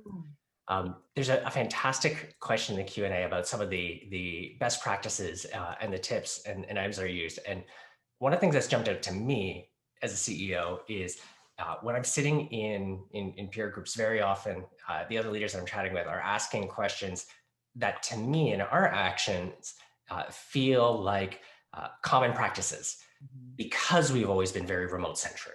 We've often, before COVID, almost half of our team was remote. And so there's a lot of practices that we saw as commonplace that weren't as obvious to some of the other companies that I've worked with. And Vidyard, I'm sure even more so. You've got locations, multiple locations, a very distributed team. So maybe we can touch base on just what are some of the techniques and some of the best practices that you and your team have followed, even if they seem like basics. Would love to, if you could punch through some of them, because some of these may be new items for some of the folks on the call today. Yeah, so, I want to maybe put it in sort of the digital first, because I think COVID has presented the opportunity for us to be digital. We do a lot more connection with the candidate to not only sort of create sort of that environment of, hey, your interview's coming up, but also the follow through with it. So when somebody gets through the interview process, the recruiter's right there to ask the question, like, how is it? So let's not assume that we're the greatest employer out there. Let's actually follow up with the candidate to make sure that they got what they needed out of the interview experience. We're big believers that is, we're interviewing you, you're interviewing us. And so we've really upped the treat the candidate extremely well through the process, even if you're planning on declining them a little bit later through that. We've tried to implement, again, Jackie, I didn't see your presentation before, but man, can I steal lots of stuff from it. All the tips and tricks about your presenteeism on video, I think is super important. So yeah, like make sure that you are listening, make sure that you're creating an environment that the candidate can, ask lots of questions. If you do need to take notes or reference information, if you're asking the candidate to do anything prep in advance, make sure that you're creating that respectful time frame to allow them to come, and then create the right, whether it's a whiteboard opportunity digitally, that they can actually present and bring their best self forward. So those are just some tricks. I think candidate experience is the differentiator, hands down. So that's where I think that you can dial up some of the best practices. Keeping an eye on our schedule in terms of as well. Maybe we can jump into some of the onboarding, because I can reflect on some of the things we're doing and we've seen be so well received. I've got a couple of questions for you, because I'd love to hear what you're doing on top of what we're doing. Sure. Let me share a bit of what we've done that's been well received and highly effective. One of the things that we do is we measure very closely the ramp time of new sales reps. And so that onboarding experience is really measurable in a sales role. And we're lucky in that we've had some great success, not just internally, but also with our clients and where those grads go on. The couple of things that we've done. First one, I'm pretty sure will be familiar to you, is more pre-boarding and using on-demand video for that. So all of our candidates, we don't rely on just day one, sit in a session, kind of bums in seats. We send pre-boarding packages with sets of videos about things like our giving program, our onboarding, our team's communication preferences, who they're going to meet. And we do personalized onboarding playbooks. We've got the advantage of using our own software for that, but you could use Google Sites, tools, things like that. But tailored for each role, using the not just the documents and the processes they need, but the videos for their team members And so before someone starts, they get this very well-structured guide of what the days will be like, because they can't rely on a buddy right beside them. Mhm. And so we spent a lot of time thinking, how do we translate that buddy effect into a cheat sheet for them? And they get that before they even start. I'd love to hear on top of that, what are you doing? Because I think there's a lot that we could learn. So We relied a lot on our physical location. You know, when we were recruiting talent, we would sell like this a beautiful building downtown Kitchener, and lunch and all these other things. We've had to really rethink that. But when I pivot to now the onboarding experience, we also relied too heavily, I think, on the human. We had a great day one experience, but you had to come into the office. If you're in Vancouver, another location, we zoomed you in, and it probably wasn't the best experience because it was designed for the on-prem experience. But we've always had something called a V-Buddy, a Vidyard buddy, and we recoined it sort of the V2 buddy. It's now your Vidyard buddy, but your virtual buddy. And he or she is somebody that is meant to also bridge some of the this human connections, right? So invite you to meet and greet some people that maybe aren't always in your inner circle, get you connected to something we use, which is our Slack donut, do not be shy, we call it. That V-Buddy is also the person that they'll check in on you a couple times on your first day, your second day, and really get you started. And so we always leverage the use of video and put it sort of like what we call an essentials. People could go back, but we've actually tried to redesign it in more tangible bite-sized components so that it wasn't just here's 14 videos, go at it, but to actually put a storyboard together to outline like how to digest the content over a right amount of time. As an example, we used to sort of force benefits discussion onto our new hires on day one. We recognize that that's probably not what you need on day one. There's a tidbit size video you can watch and understand it at the right time when you need that content. And so my team has done a really good job to actually sort through what is really the biggest connection on day one and what can come later. So that idea of kind of choosing what you include in day one, I love that one. I'm going to take that away as one of the things to review. What's in our day one checklist to make sure it's only the most crucial. Another tip, and this probably isn't a digital, like a transformation from COVID, but something that has really worked for us is we introduced the new hire to the company about a week before, obviously making sure that they've given notice to their other employer. We're not breaching any confidentiality. But what happens is you kind of announce like, hey, Bob's going to be starting, new role, blah, blah, blah. And then employees start sending Bob welcome notes or welcome videos. Every single employee that starts with us says that is hands down one of their best experiences. They feel so included and welcomed before they even start. That's a nice segue. Maybe we can jump to the next one, because we talked a bit about video, and one of the things I hear from a lot of folks is they're not sure the right way, or sometimes they're a little bit intimidated about what's the level of effort, and it really can be ridiculously easy. And we grabbed a couple of examples, so maybe we can pull some of those up. Absolutely. I'll pull yours up first here. So these are just quick, as Joseph said, just like a quick video. You can see his background matches what it looks like today, but let's have a look. Hi, Stacey. I know we didn't get a chance to chat too much during the interview process, but I wanted to record a quick video just to let you know how excited we are to have you join the team. I know that your start date is still a few weeks out, but I wanted to send you this video just to let you know that if you have any questions, please reach out. I know the team's got you covered, but if there's anything top of mind or anything you're wondering about the company or direction, let me know. My cell phone is in the signature of this email. I've also added a link to my calendar if you just want to book some time, or just reply and let me know. It's an open offer. Happy to chat even outside of regular work hours, so that's going to be easier for your schedule. I know we've got some time booked, dedicated one-on-one during your first week, so don't worry, it's not the only opportunity. But again, just want to let you know how excited we are to have you join the team. I can't wait to spend more time with you. Anyways, I hope you're having a great day. Sorry for the long video, and looking forward to chatting. Talk soon. Bye. Wow, sitting watching that's super awkward. Yeah. Don't be, because if I applied to your company and got a job and the CEO made that personal of a connection and welcomed me, that would have sealed the deal if I had any hesitation. And that's why we sent it out. We get the close rate on our offers have been much higher as we started to do this more. But I want to see yours too. Mine is not nearly as welcoming, but I had a new start.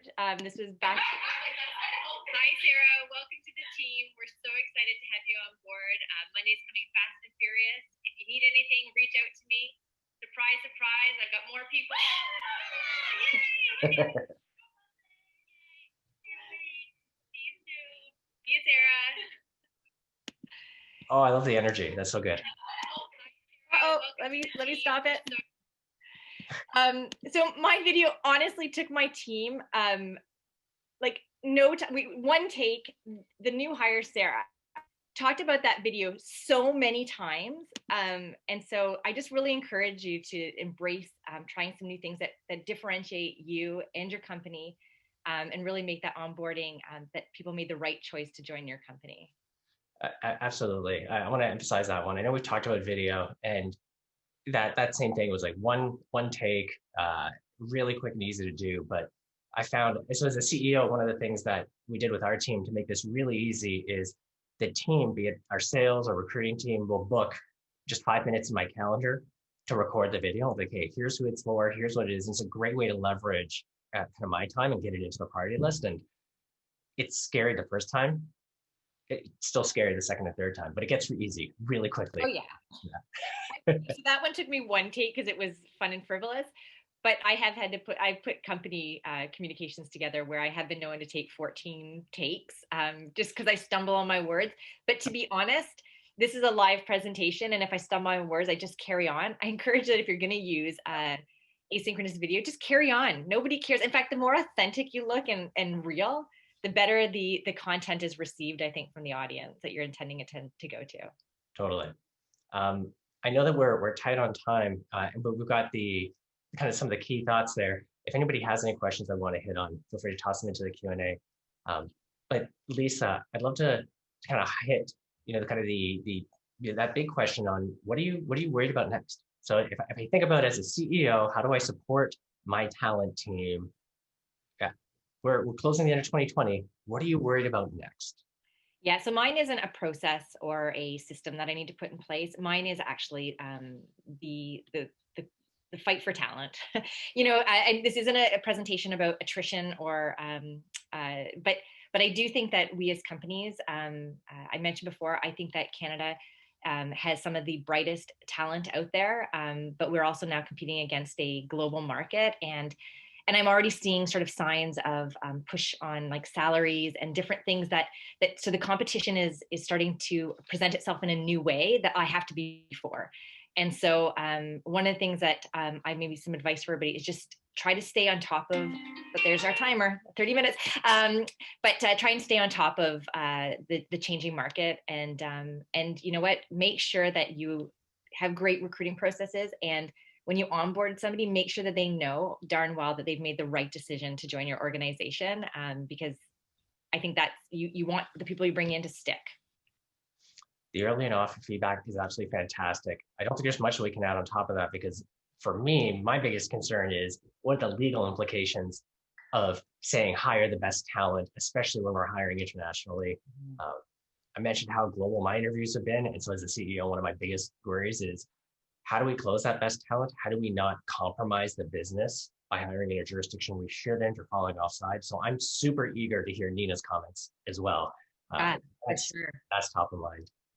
Just really quickly, I think I already said it, but find what works for your company. Be prepared for change, because we're not slowing down. And my shameless plug: embrace video. Totally. Well, that was wonderful. Thank you, Lisa. Thank you, Joseph. If there's any questions, please put them in the Q&A, and let's do our silent clap, thumbs up, raise the roof. Awesome. Thank you, guys. Okay, so now we're going to take a very quick 10-minute break. We're going to be back at 10:33, but I have something I want to show you really quickly. We're going to drone again, but check this out that I just got from one of my team members. Look at her droning this morning. Is that not adorable? This is baby Victoria, who's the daughter of one of my team members. I just thought that is the cutest thing ever. Anyways, I am going to turn things over to Val. We're going to take it down a notch with drone. Hi. We're going to take it down a notch, and I'll turn it over to you, Val. All right. Oh my gosh, that is the best thing ever. We'll do drone for 5, and then we'll take a 5-minute break as well. So you've got 10 minutes. Okay. Okay. Can you hear me? I'm good, right? You can hear me? Yes. Okay, good. All right. I want you to clear off a little bit of space on your desk. Just clear off a little bit of space. I'm not going to make you stand this time. We're going to stay seated and we're just going to kind of reset everything, just get you re-energized, refocused. So much amazing stuff going on this morning. All right, let's start by just sitting nice and tall. Just feel yourself almost floating up off of your chair, but imagine the top of your head could touch the ceiling and slide those shoulders down away from your ears. Check in, where are those shoulders? Slide them down away from your ears. I want you to take a big breath in, send that breath down into your belly. Again, past those stress receptors. Take it down, fill up like a balloon, and exhale. Softening the shoulders. And now this time on your inhale, I want you to bring the arms up overhead. Give me a big stretch. Reaching up to the ceiling, big stretch. And exhale, float those hands down. Awesome. Are you ready? We're going to drum on our desk. Let's go. These are going to be our singles. You can just use your hands. You can use your sticks if you want to, or your spoons, but you can just use your hands. We're going to do our singles. Let's go a little faster tempo. So you can do drum anywhere, anytime, anywhere. You can do it in the car sometimes. We're going to go super tempo. Come on, as fast as you can. Get those hands moving. Now, I want you to take it to the side. You have some space. Move to the side. Back to the center. Go on, keep going. Other side. Center. Okay, take it to the side. This time, cross your hands. Cross your hands. Cross that midline and open. Now take the other hand on top. Keep them going and open. Back to the center. Come on, other way. Go. Cross. Now see what hand's on top. Open up. Take the other hand on top. Yeah, open up. Bring it back. Give me two hands. These are our doubles. We're going to do this. We're going to go double, cross, double, and clap. Ready? 1, 2, 3. Oh, you got it. I know you do. Let's go. One more slow. Ready? Let's go a little bit faster. Let's go. 1, 2, 3. Up. 1, 2. And up. Crossing that midline. Engaging both sides of the brain. You got it. One more. All right. Bring it back. Bring it back. I want you to do this. Go. Reach. 2, 3, and 4. Just like that. Reach, 2, 3, 4. Reach, 2. You can do a big reach if you're right off your desk, or maybe you have a really long desk. Go a little faster. Can you do it? Reach, 2, 3, 4. Maybe you can cross that hand. I know. It's getting too complicated. Bring it back. Other way. Ready? Nice and slow. Reach, 2, 3, and 4. A little faster. Reach, 2, 3, 4. Reach, 2, 3, 4. Reach, 2, 3, 4. And a little faster. Okay, bring it in. Let's do our open, cross, open. Now cross, open, cross, open, cross. Haha. Ready? Pick it up a little faster. Let's go. Open, cross, open, cross. Oh, your brain's going, whoa, what? Okay. You got it. You look awesome. Last one. Ha ha ha. I want you to take those hands together. I want you to draw me a lazy 8 in the sky. This is a figure 8. This is a great brain exercise right here. Going one way. Now go the other way. Same thing. Draw that nice 8 in the sky. Okay. Bringing the arms in. I want you to bring the big arms up. Bringing the hands together over your head. Bringing them down the midline. Ready to drum? 1, 2, 3. Boom. 1, 2, 3. 1, 2, 3. 1, 2, 3. Boom. Okay. Now, you're going to add the feet. I'm going to move back so you can see me. Then it's going to be 1, 2, 3. You don't have to do them that high. I want you to see my knees. Your feet are going to do the 1, 2, 3. Boom. 1, 2, 3. Boom. 1, 2, 3. Stomp it out. That's it. 1, 2, 3. Okay, guess what's next? We're gonna sit up tall. We're not gonna put them together. You need to sit up nice and tall. Close those eyes and just bring yourself back. Bring your awareness to your breath, to sitting nice and tall, reaching the crown of the head up to the ceiling. And as you exhale, soften those shoulders, sliding them down away from your ears just a tiny bit more. Inhaling, scanning your body, breathing into any areas that feel tight, that feel tense. Relax your mind. And exhale. Soften. And slowly coming back to the room, opening your eyes. See, that was quick. That was easy. Bring those arms up overhead. I want you to pack all this amazing energy again in between your fingers, bring it down, squish it into your heart. And we're going to do this one more time because it's always good to have a reminder, right? Give yourself a great big hug. And on the count of 3, a nice loud, I am awesome. Here we go. 1, 2, 3.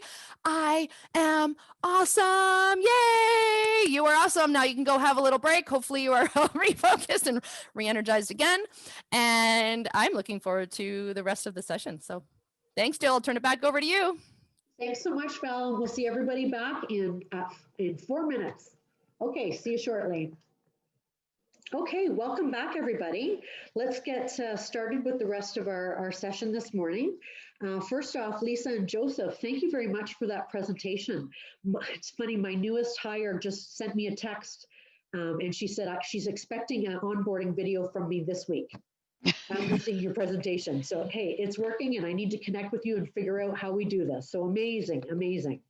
Okay, now we're going to turn it over to my co-host partner and someone that most of us have on speed dial these days, Nina Gupta, partner at Gowling WLG, who will provide us with a legal update. So over to you, Nina.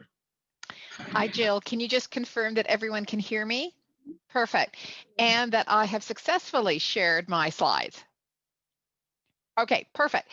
So as you know, it has been different times and very difficult times. And so I had, for the first time ever, I had all my slides completed last week before the deadline.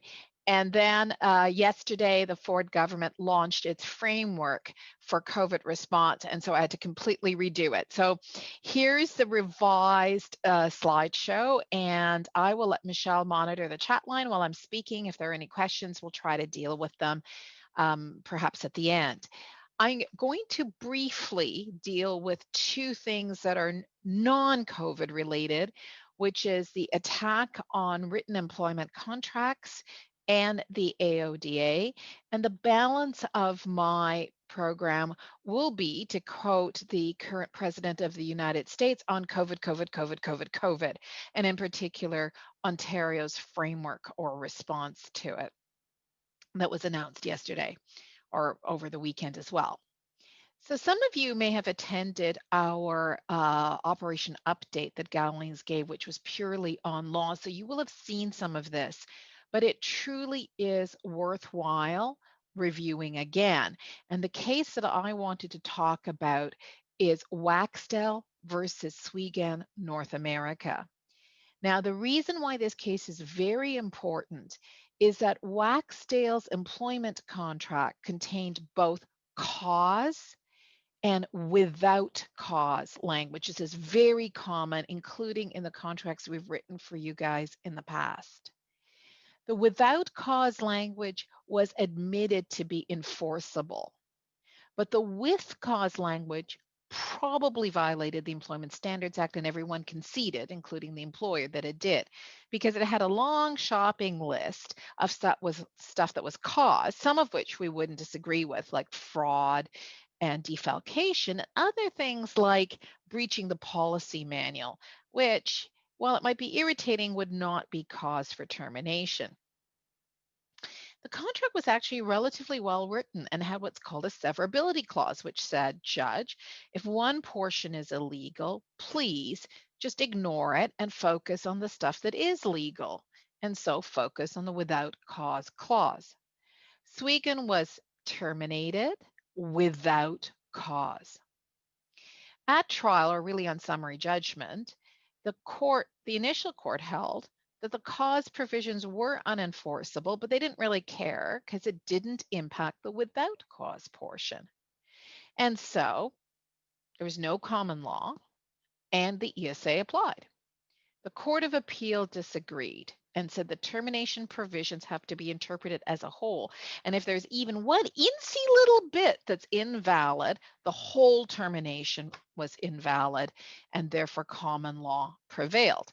So this is just a call, a beacon call. You may have heard my colleague Chris Andre talk about this, or my colleague Cam Non talk about this last week. But please, it is a really important thing that contract templates are reviewed annually. And when new employees or employees are even promoted or given a substantial raise, you need to think about whether it's a time to get them on more enforceable contracts. The courts have really declared war on Employment Standards Act clauses. Now, one thing is keep it simple. So I often say, instead of trying to get funny, just keep it simple in accordance with the Employment Standards Act. If you want to give something else, give something else. But the more convoluted your termination provision, the more susceptible it is to attack. Continuing on that theme, and I'm not going to spend a lot of time on Groves because it is a case which involves a transaction. What does that mean? Mr. Groves founded UTS, and after 25 years, as part of his succession plan, sold the business. New ownership, right? New ownership bought the business, and there was an employment agreement which essentially said, if you're terminated, we will essentially count your service from the date of termination or from the date of the deal. And implicit in that, quite frankly, implicit in that is we're paying you a huge lump sum of money to buy the business from you, and any prior obligations, that's your problem. We will pay you for the service that you accrue from the date of the deal. Problem is, Employment Standards Act does not allow you to waive prior service. So that's what this bullet is. You cannot waive prior service. Therefore, go back to Waxdale and similar cases, the entire termination provision is unenforceable. And so instead of getting maybe, 3 weeks under the ESA or 3 months under the common law, Mr. Groves was awarded 24 months notice for the entire period of service that he had with the company he had founded and, quite frankly, sold at a significant profit.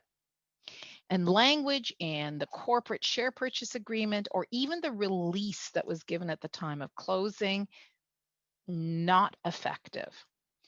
So one of the things that, if you're involved in a transaction or you're consulting on a transaction, is thinking about whether or not we need post-dated resignations from the vendor if they're going to continue on service. Now, that only works if you know how long you want the vendor. Alternatively, maybe we need to have indemnities that are much longer than the corporate norm if there are any claims relating to the seller's termination of employment.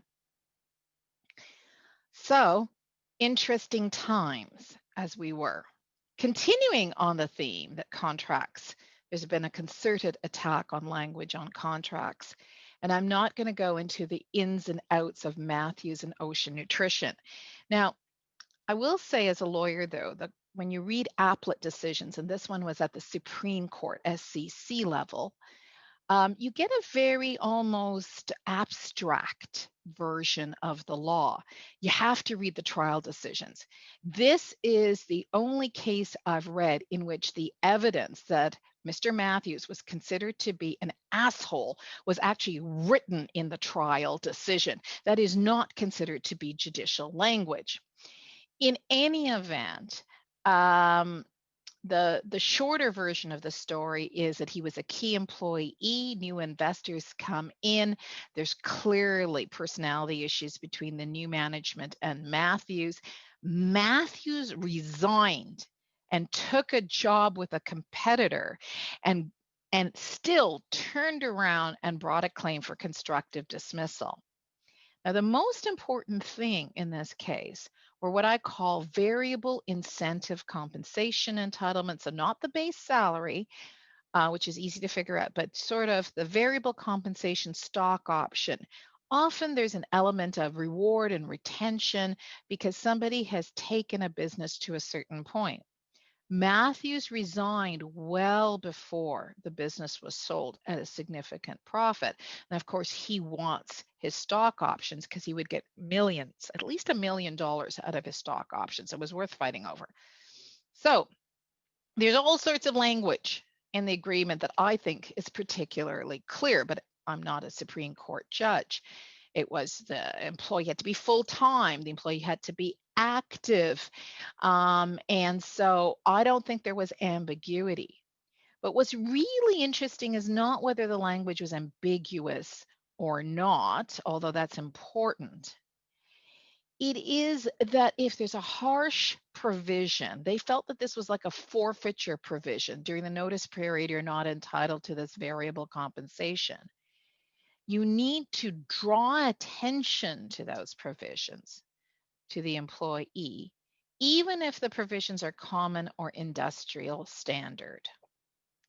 The other thing it emphasizes is stuff that we probably already knew, which is during the notice period, it's a total compensation basket. That's your starting point.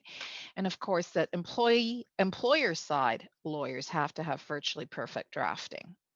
Now, I want you to think about when you go to the car rental office. Remember when we traveled and we actually rented cars to go places? Well, then you remember how you have to initial certain things like you're waiving insurance, or if there's an accident, you're obligated to pay the entirety of the value of the car. That's based on the fact that those are harsh provisions and have to be brought specifically to your attention. And I'm anticipating we're going to need to do that for employer drafted incentive agreements and stock options. Battiston and Microsoft Canada is almost the exact case as Ocean. It's a lower Ontario Court of Appeal. It's an interesting case because it's talking about bonuses. What I like about this case is sort of an anomalous decision. The court agreed with the employer that because the employee had a bad performance rating in 2018, they weren't entitled to a 2018 bonus in accordance with the plan, because it was a performance bonus plan. Okay, so that's good.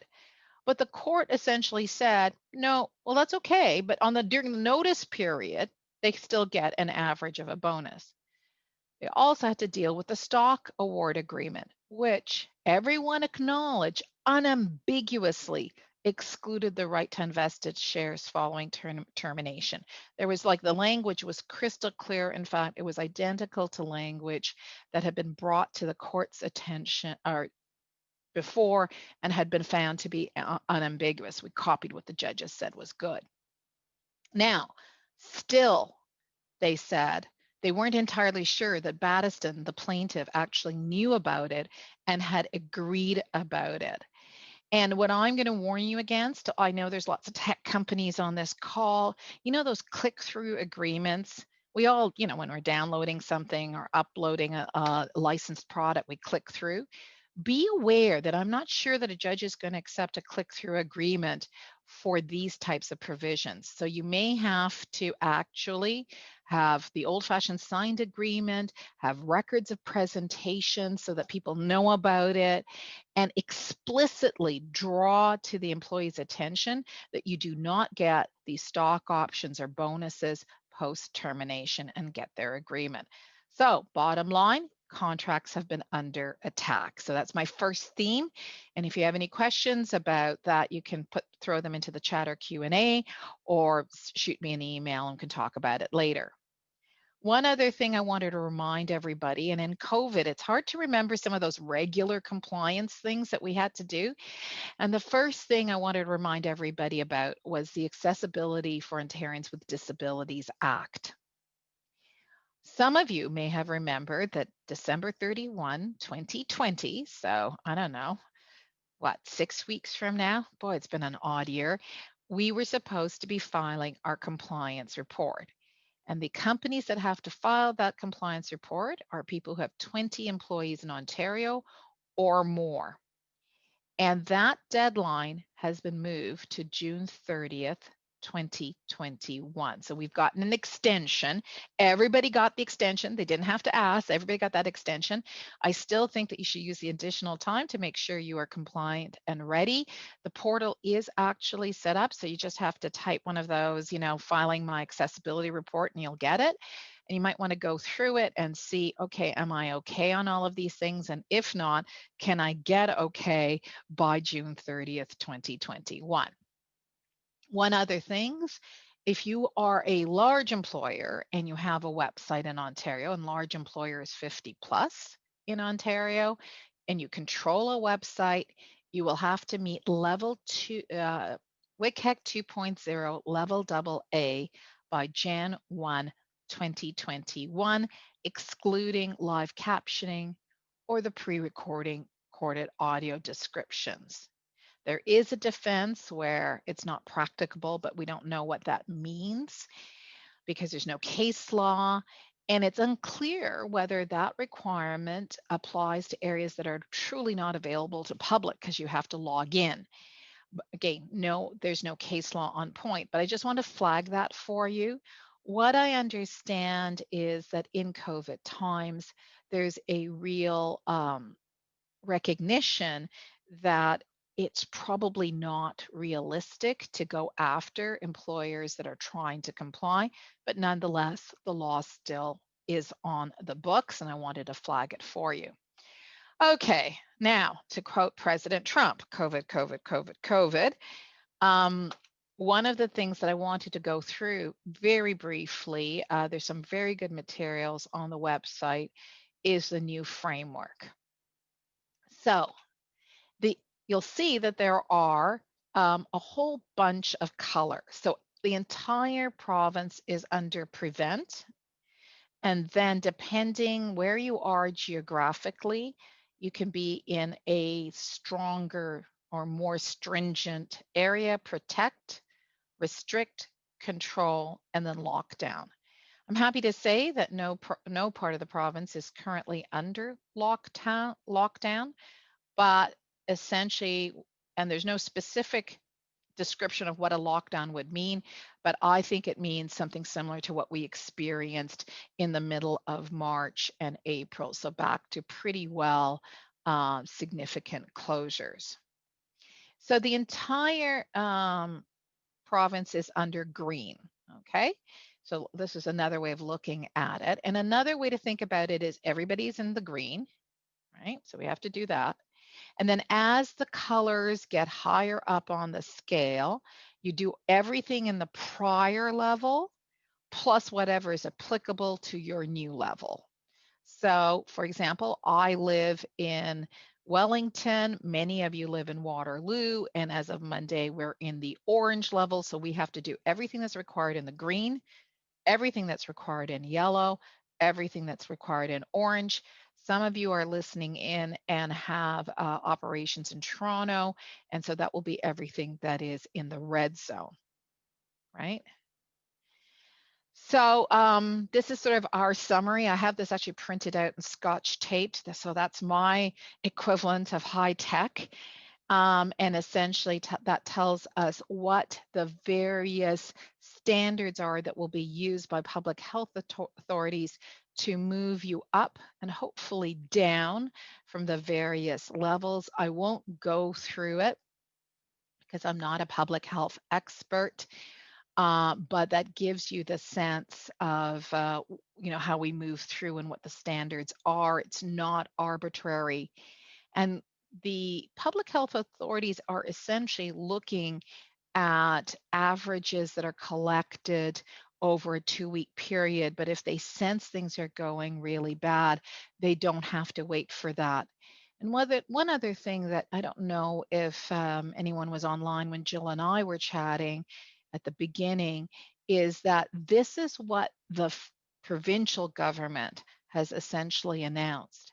Your local medical officer of health has the right to impose additional restrictive measures, whether that be on a per business basis or per industry basis, or in certain areas, if he or she thinks it's necessary to protect your county, city, or area.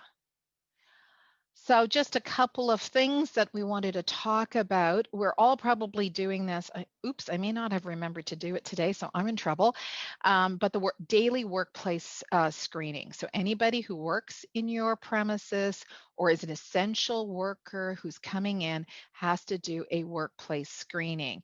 And I want to give a shout out to H2R because they've made this very easy. They've got a little app. I'm not sure how it works, but it goes right into an Excel spreadsheet.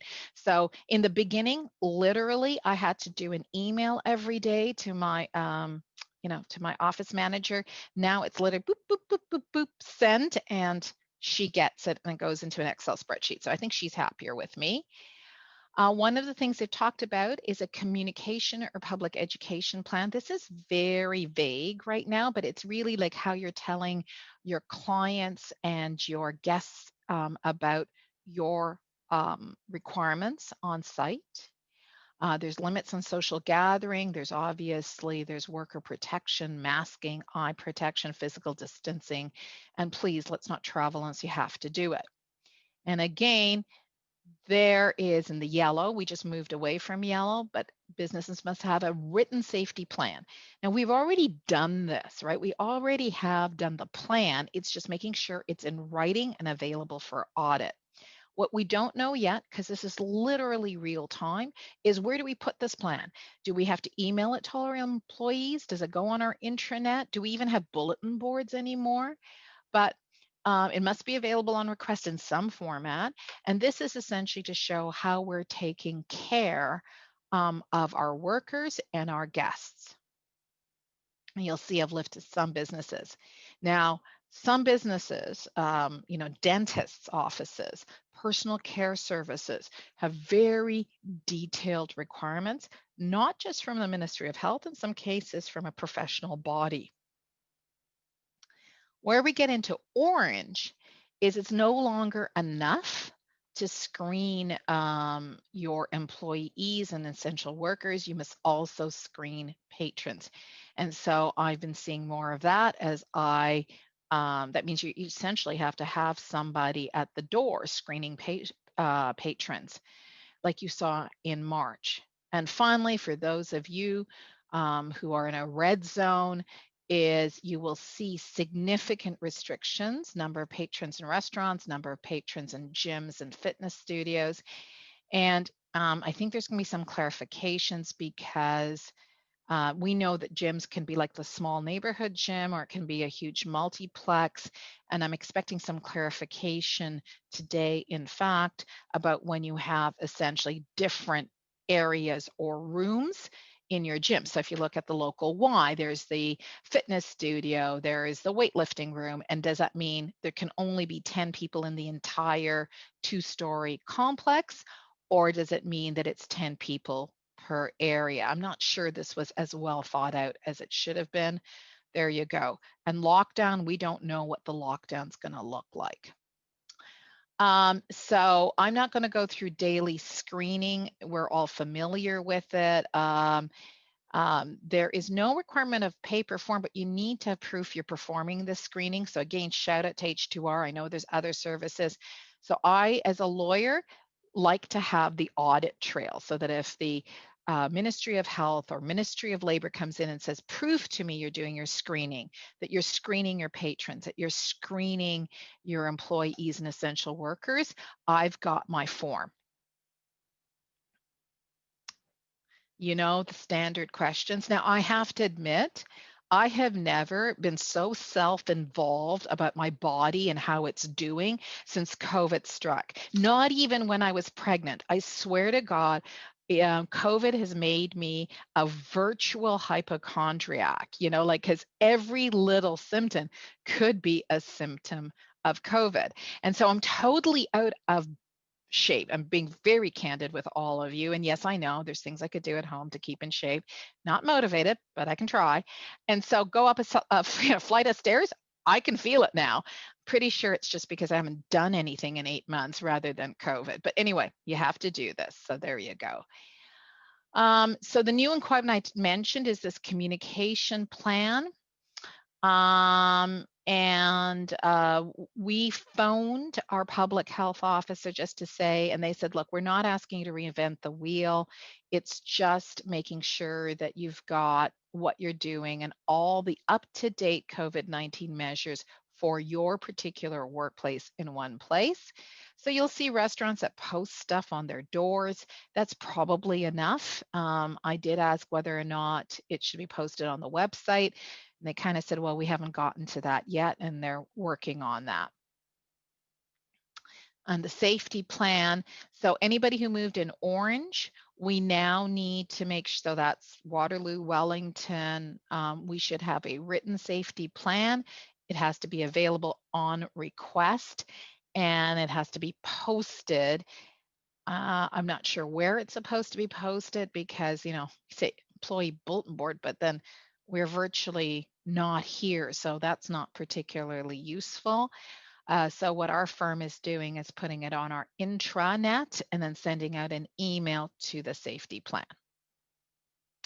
So we all know what's in it. It's the screening, the distancing, masks and face coverings, cleaning, disinfection, the wearing of PPE, and it should really be detailed to your location. So for example, at the Gowlings plan, we've closed our common kitchens, we've closed the coffee maker, the water fountains are closed, we have additional chemicals being used for cleaning and disinfecting, we have, what do you call it? Sanitizer dispensers everywhere. I mean, seriously, I could advertise for dishpan hands. If for those of you who are in my age group, you know, Palmolive, remember those ads? Well, I could be the pre-manicure hand model. This is new for Toronto. I know this is a Waterloo, Wellington heavy, but some of you do advise businesses in Toronto. Each workplace needs to have a compliance officer, one compliance officer per physical location. So you can't have like somebody who does 5 or 6. There's going to be additional training requirements for these compliance officers. Right now, it's very unclear. And of course, the time spent in learning about COVID-19 compliance requirements or essentially discharging duties as a compliance officer is obviously paid time. So those of you in Toronto should really have it. Just wanted to give a couple of shout outs.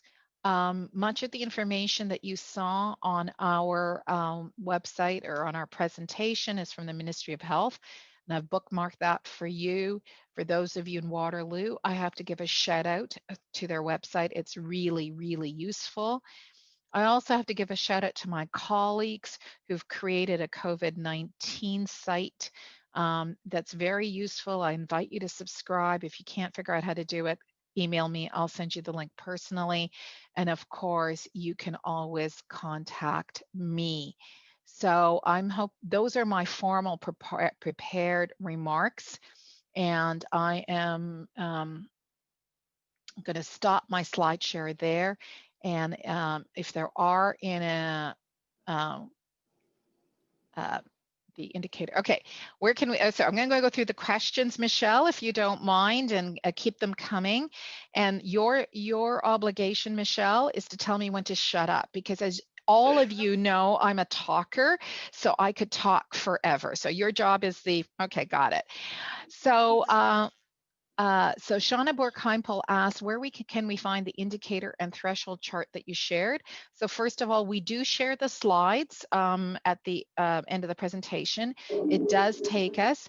I've given you the URL, and in that site, the Ministry of Health site, that URL, you'll see the chart which showed the different colors and what the standards are for each of the color. If your workplace remains 100% and you are in orange, do you still have to post? That was the question I actually asked the public health officer, and their answer was sort of yes, because that's how. But what does posting mean, right? Putting it on the bulletin board is pretty silly if nobody's been in the office for 8 months. So what we've been recommending is send an email and post it on your intranet. And then put on your door, if you don't already have it, something like because of COVID, we're closed, and call so-and-so. And if you want our safety plan, here it is, we're closing. And Sanjay, can it be in an email communication? Does it need to be in a formal document? No, I mean, there's no regulation saying, you know, how it's supposed to be. I'm just saying, and it can absolutely be in an email communication. And then Joanna Wu asked a great, can we ask screening questions that are outside the guidelines? Can we ask if anyone has traveled outside of Ontario instead of Canada? And the answer is yes. So the law is the minimum floor. You can ask more. You do then have to be a little bit more sensitive to the fact that you may have to deal with the yeses individually, right? So you know that if somebody says, I've gone outside of Canada, it's an automatic 14-day quarantine by law, unless it's an exemption. You don't know that for Ontario travel. So, just flagging that to be careful.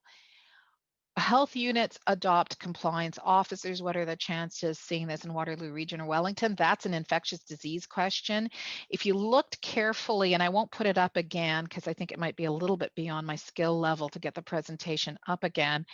It really depends on our infectious disease results. How many positive COVID cases do we have per 100,000? What is the rate of positivity to testing? What is the average rate of transmissions, each one infecting another one or less? So I think there may be, you know, if we can't smash the curve down, I can see that, right?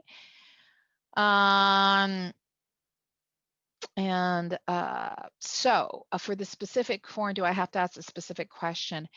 And then in the US, we can't ask specific screening questions. I think you should be asking the specific questions. There could be an option at the end saying no to all, but you should actually use the Canadian form. In Canada, Jill has a really easy, you know, I'm sorry, Jill, but you're going to get inundated. But I mean, she's actually, you know, done a really good job as a service to our industry. I mean, just, it's not that hard to do this, honestly. So to have the system set up. Jill, did you want to say something? Thanks, Nina. Yeah, we've got a Google Doc set up with a QR code. We're now techie because we've learned all this stuff, but it's a really, really easy process, as Nina said, and it can be done from your phone for screening in each day. And we suggest and recommend, like Nina is saying, follow what the government has put out. Don't alter the questions, just don't. They're very simple questions, and we can help folks with it in about 30 minutes. So happy to help if you need us to. Right. You just have about 2 more, I think, Nina. Okay, sure. So, you know, Patty is saying we've given everybody the questions and they know what the answers are, and they've signed off saying they'll self-screen and they'll call in if they describe, does this comply? I actually don't think it technically complies. So Patty, I think you need to go, I mean, they're really asking people daily to call in yet and be conscious. And Robin was laughing at me, I think, when I said, I've never been more conscious of my body, you know, because you're asked every day to take, you know, like, Robin's like, good. Nina, So anyway. Actually, one of my clients had a visit from the MOL very recently, and they asked the same question, and you're right, you can't do that. It has to be an every day. The MOL is mandating that. Yeah, and so there's lots of great suggestions, thank you, in the Q&A box about easy ways to do this. You're not going to get tech advice from me, but you can, you know, definitely go to Jill's team or one of your colleagues, and they'll be happy to help you. We're all in it together. This has been a great, I mean, one of the things I've learned is just how much as a community we've pulled together to try to help each other survive this pandemic. And it's greatly appreciated because none of us have all of the answers. So I hope I'm on time. I'm going to leave it there. Somebody's trying to reach out to you, Jill, so you'll answer that one. And I'm looking forward to the rest of the presentation, and I'll be around for some extra questions at the end if I didn't get them this time. All right, a round of silent applause for Nina. Thank you, Nina. You are actually ahead of schedule, so way to go. I mean, our speakers, we have just kept this thing on track this morning. Wow, I'm impressed. So keep those questions coming with using your Q&A button if you'd like, because we've got time at the end, about 15 minutes allocated for additional questions if you have them for any of our speakers. Okay, so now we are going to turn things over to Robin Bender, last but not least. Robin Bender is the owner of Mega Health at Work, and Robin is most well known for her amazing mental health. It's a 2-day mental health first aid workshop, which, by the way, I believe has just been launched virtually. Is that correct, Robin? Is it out virtually? Oh, awesome, awesome. 2-day workshop. There's not a better time for this to be happening, for you to take this right now. Managers, leaders, employees, this is just absolutely an amazing workshop. So Robin's going to talk to us this morning about change your mind, create new results. So over to you, Robin. Thank you so much, Jill. Thank you for having me this morning. It's been such a great day, and I'm learning so much from all of you. And I'm just going to quickly share my screen here, pull up the presentation. Let me know if we're good to go. Everybody can see? Yay! All right, so here we are today to talk about proactive approaches to mental health resiliency. And let me say that in the last 8 months, mental health skills have become more important than pretty much anything else in our world. And I just want to, before I dive into the content of the presentation, I just want to say a couple things. So first and foremost, if in the last 8 months, you have felt anxious, you have felt worry, you have felt concern, you have felt scared, you have felt uneasy, you have lost your temper, you have felt irritated, you have felt depressed, you have lost energy. If you have felt this way in the last 8 months, I'm just here to let you know that you are completely 100% normal. There is nothing wrong with you. And how many of you can actually accept that thought? Because many of us have created a story around our experience of this pandemic. But let me tell you, we're doing it. We're making it. We're surviving it. And if you look at past times in your life that were really challenging, really difficult, and you might have had this thought like, I'm never going to get through this, or how am I going to get through this, or this is so hard. I'm here to say that you did it. You've done it. We're doing it, right? So this is about really getting proactive around our mental health. And now is the time. There's no better time in history to make sure you have mental health skills, not only for yourself, but to help other people. We want to make mental health resiliency the biggest goal of 2020, okay? Now, why should you care? Why does it matter if people are resilient? Because resilient employees help build the business. They keep the organization thriving with their own health and their own resiliency. Now, when you think about resiliency, I always think of it like a ball that bounces, right? If you're resilient, the ball bounces and it comes back. So even though these challenges happen outside of us, these things happen that we can't control. What we do have control over is how we respond to the things that are happening outside of us. So what resilient people do and what resilient people know is that when they're doing something over and over again and it doesn't change, they recognize or have the awareness that they need to be doing something different. And so you might have noticed even at the beginning of the session, Val did a great job of demonstrating that mind-body connection. People who are resilient understand that in order to have good mental health, we have to also look at our emotional health, our physical health, our spiritual health. All of those things are interconnected. They all talk to one another.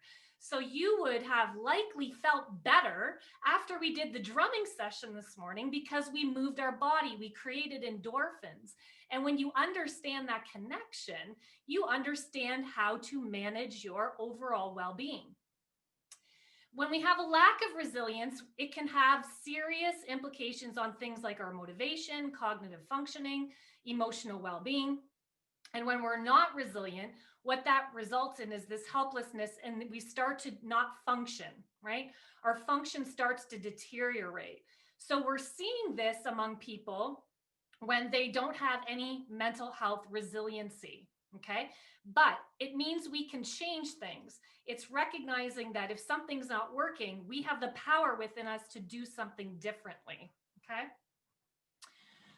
So highly resilient people, this is what organizations should continue to promote and encourage with staff, but we have to recognize when we don't have that resiliency, how do we build that resiliency? And why do we want to be resilient? Well, right now it's important because it will help us to manage stress.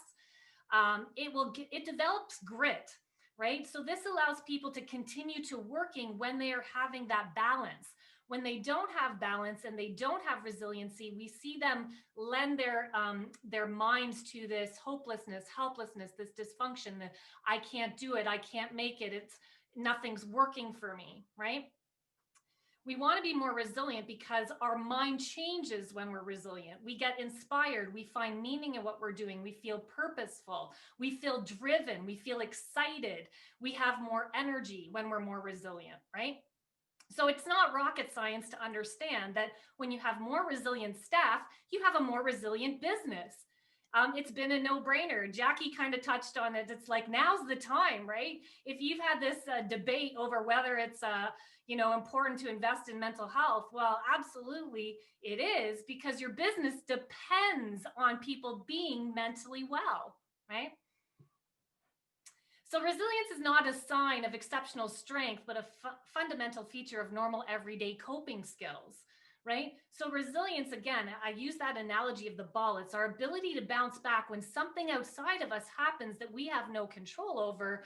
We want to be able to manage our internal state of being. And what people don't realize is that we have the power to manage our emotional reactions. Now, it's like, why don't people know this? Well, one of the reasons is we've never been taught that. How many of us were brought up or were raised with mental health education, mental health skills? How many of us learned about what mental health is, what mental well-being looks like? How do you stay resilient regardless of what's going on outside of you? Most of us have never been taught those skills, right? So when we look at what's happening right now, right? We have been going along, we've been doing our thing, we've been managing up until February, and then boom, here comes the shock, an unexpected, unpredictable event that we had no control over. Now, what happened to people when this event hit? Well, people went into immediate fight or flight response. What does it mean to be in fight or flight? It means I'm in survival. I'm not looking at the big picture. I'm not looking what other people are doing. I'm focusing on myself. I become selfish when I am in that fight or flight survival mode. I look to get everything for me, to protect my family, to protect my friends. And I dismiss everything that's going on outside of me because now I'm looking to survive.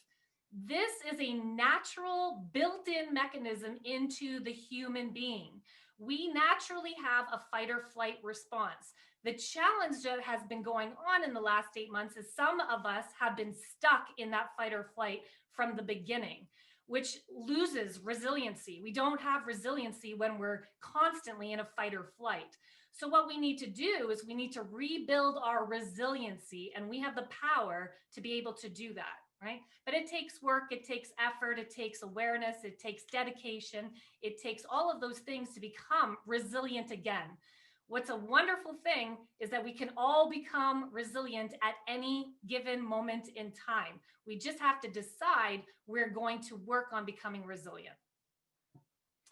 I'm not going to spend too much time on psychological health and safety, but it does tie into what I'm speaking about. Of course, your workplace culture plays a significant role in how workers respond. There's lots of research out there that says, for every dollar that you invest into health and wellness or psychological health and safety, there's $2.30 that you get back. And of course, there's many, many benefits. I'm not going to get into them all.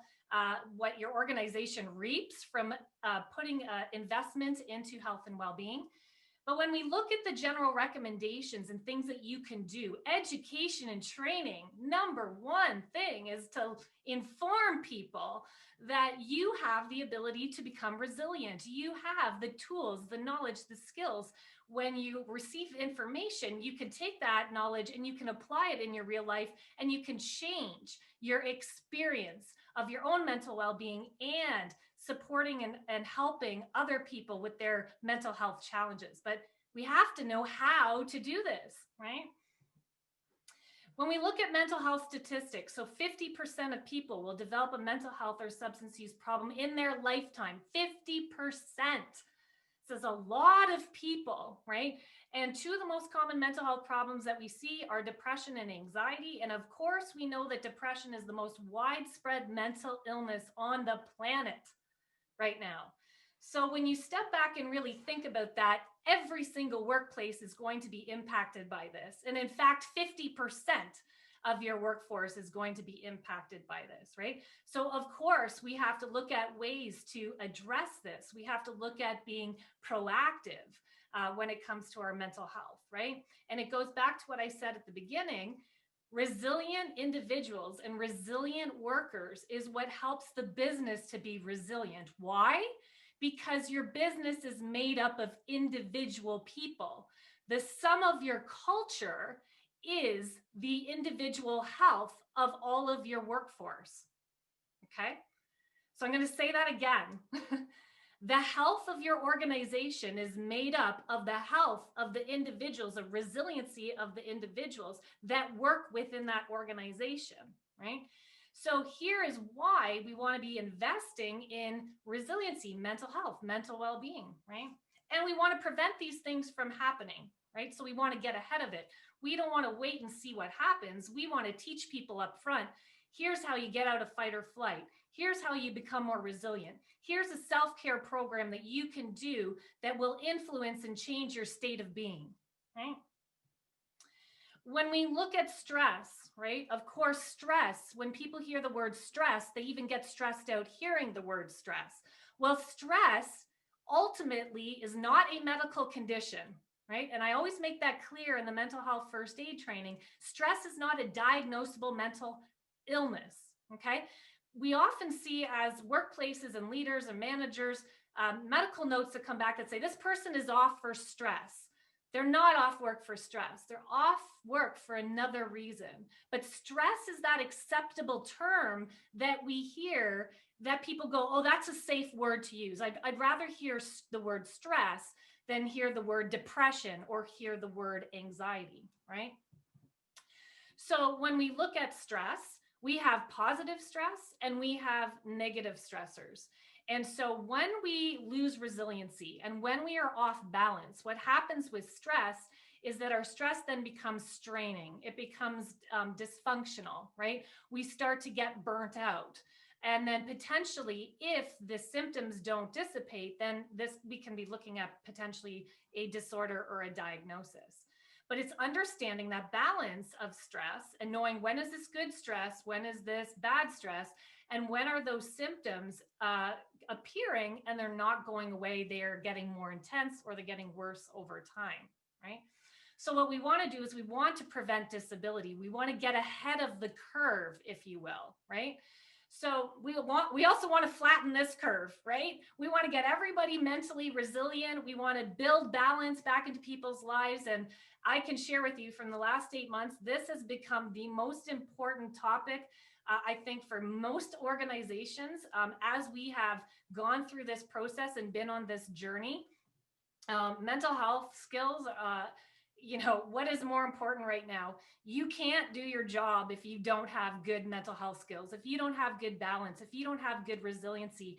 How can you deliver outcomes and meet goals and expectations when you're not functioning as your highest self, as your most balanced person, your most resilient mindset, right? So where do you start? Well, you've showed up today, you've attended this seminar, and I think that's really important because you're here to get more information. what you want to do, and obviously a lot of businesses have the question around making the business case for this. Well, how do I make the business case for this? Well, you have to look at your numbers. You have to look at what is it costing you by not taking this action, right? And that can include things like absenteeism and sick leave, turnover, engagement, safety, all of these things. But what I really want to spend some time on now is the mental health first aid, now called Mental Health Standard, which has gone virtual. This is the training, in my opinion, it's just my opinion, but this is the training that everybody needs to have right now. So Mental Health First Aid Standard. So the feedback from the pilot that just was launched from the Canadian Mental Health Commission is that this course builds confidence in the ability to handle a mental health crisis. So we are looking around now and we are noticing and observing and seeing many people having a mental health breakdown. And we want to know how to handle it, how to best support people. We want to know how to prevent it within ourselves. And we also want to be we want to be that person where people can feel comfortable and safe to come to so that we can best support them. The feedback from the pilot has also shown that this reduces stigma significantly. And all I can say is this pandemic has completely abolished stigma in the mental health industry, which is the best thing that could ever happen to this industry. Why? Because like Jackie shared, we are having a shared experience. Nobody is doing this different than anybody else in terms of what their experience is. Right? We are all having to face this external threat that is outside of our control, and we've had to manage and navigate and find our peace with it, really, or our comfort with it in order to continue to adapt and move forward. So this has been a wonderful positive of the pandemic when it comes to stigma. What stigma? Everybody is talking about their mental health right now. Everyone is talking about how challenging it has been. When can you think of a period in time when we've all been on the same playing field? Never.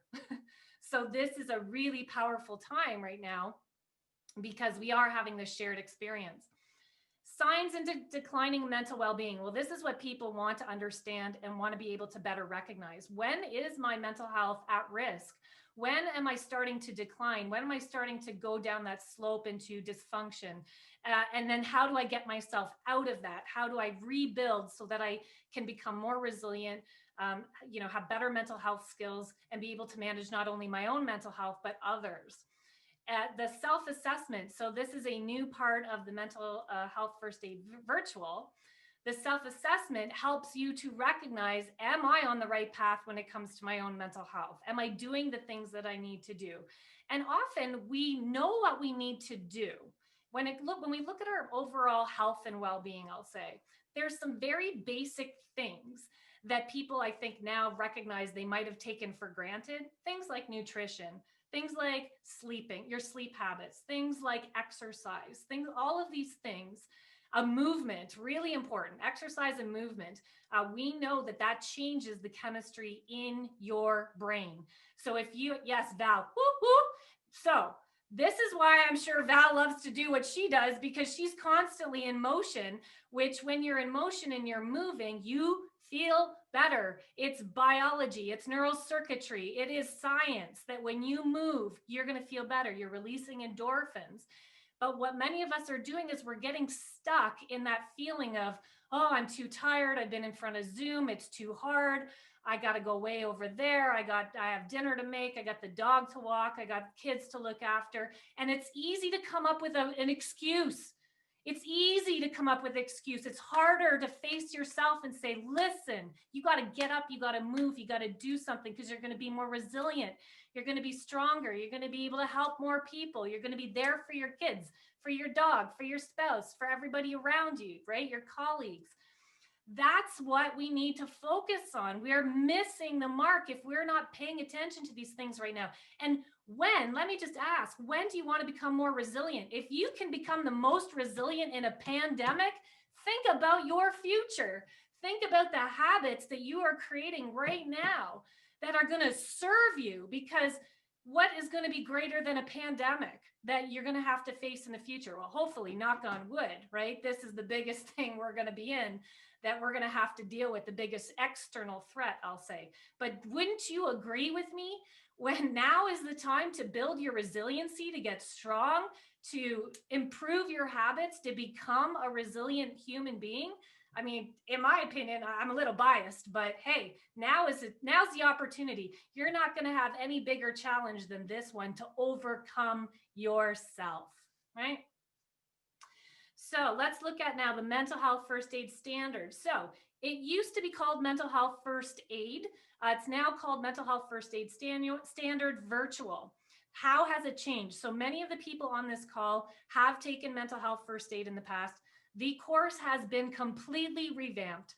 Okay, the Canadian Mental Health Commission of Canada redesigned the course. They have moved away from the medical model. They are very much focused on resiliency, on evidence-based recovery, on what helps people, moving away from the medical models, less about the diagnosing, more about how do we help each other, right? So the standard virtual now looks like this. It used to be a 2-day course. It's now broken up into 2 hours of self-directed learning. So that means you're going to be given a link. Once you register for the course, you're going to get the course content online. You click that link. It's your personalized link. You get to do the 2 hours of self-directed learning at your own pace, at your own time.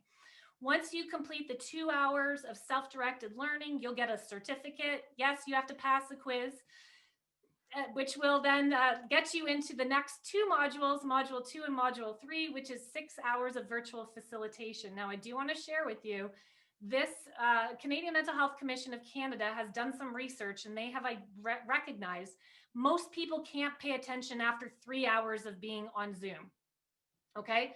So, I mean, I think most of us know that, right? It's like we're getting close to the time, you can start to feel tired, that Zoom fatigue will start to set in.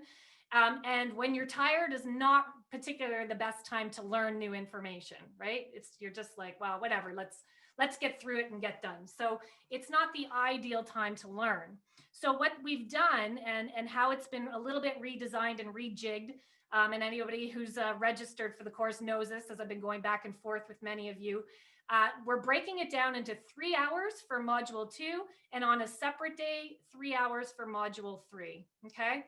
So it's not going to be 6 hours all in one day, okay? It is delivered over Zoom, so you do have to have Zoom in order to participate in the course. There is a minimum of 8 people to a maximum of 15 who can participate in the course. And of course, they've done that based on research and learning outcomes as to the number of people. So we can't include more people in those sessions. So again, the maximum will be 15. For information about the course, please contact me. You can email me at info@megahealth.ca. At this point, I think I'm close to I got some time here. So I am happy to take questions. Yeah, we are 15 minutes ahead of schedule, Robin. So we've got time. We've got time. Let's do it. Any questions there, Michelle, in the Q&A?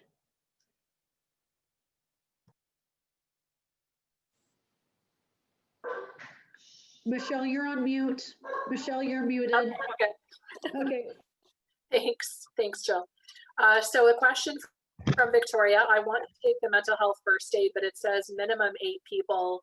How can I still go through the course? Shall I just give Victoria your email and you can follow up with her? Sure. Perfect. There is one question for Nina, actually. Is now a good time to ask it, Jill? Yeah, you're on mute too, but I'm getting a yes. I think I'm feeling a yes. My life story. When you'd think I would learn by now, 8 months later, but hey, no. Go ahead, Michelle. So Nina, thank you. Regarding the red category, and I'm quoting here, gatherings, workplaces, and face coverings. There are no changes to these restrictions or guidance under the restrict category, but if the region moved to the red category, the province would limit all organized public events and social gatherings to 10 people inside and 25 out. The question specifically is workplaces. That's right in the title there. So how does the red category impact employees specifically? So honestly, in terms of a workplace, I don't actually think they're going to go to 25 people or 10 people indoors, because it would be ridiculous to have the same standard for Gowlings as they do for Toyota. So there are going to be, you'll see when you actually get into the guts of the regulation, there are separate regulations for workplaces as they are for businesses catering to the public. We probably need to do a deeper dive depending on your workplace as to how you're going to do it. So for example, we know about the face covering being mandatory, but there's actually a exemption in a workplace if you can maintain the social distancing or you're behind closed doors. So we just have to be a little patient and work through those regulations and maybe look at the specific workplace to find out what's going to be the appropriate safety plan for that workplace. I can't hear you, Michelle. You're still on mute, Michelle. Okay, how am I now? And then another question for Robin. So we're kind of bouncing around a little bit. Can you please provide examples of how managers, employers, and HR peeps might receive actionable items from MHFA for their employees? So the example is, we're struggling to support employees who are unwilling, unable, just sort of resistant to come forth with how we can accommodate them.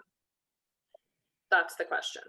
Okay, so I think it comes down to being proactive and having those honest conversations with people. And typically that is the most difficult part for most people, right? And so the actionable out of mental health first aid is it teaches you how to have those conversations. And we get to practice that through case scenarios and video representations so that people get to see and observe and notice and practice. How do I approach this person? And what I love about the new virtual course is it's very much focused on when people are shutting down and they're not open and they don't want to talk about it. How do you overcome that in order to assist through those conversations and then get them to the supports that they need?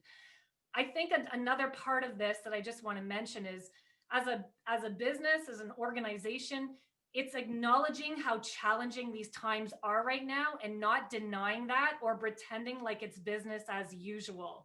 The businesses that are not paying attention to the mental health of their employees, guess what? They're all paying attention. They're all noticing are you bringing it up? Are you talking about it?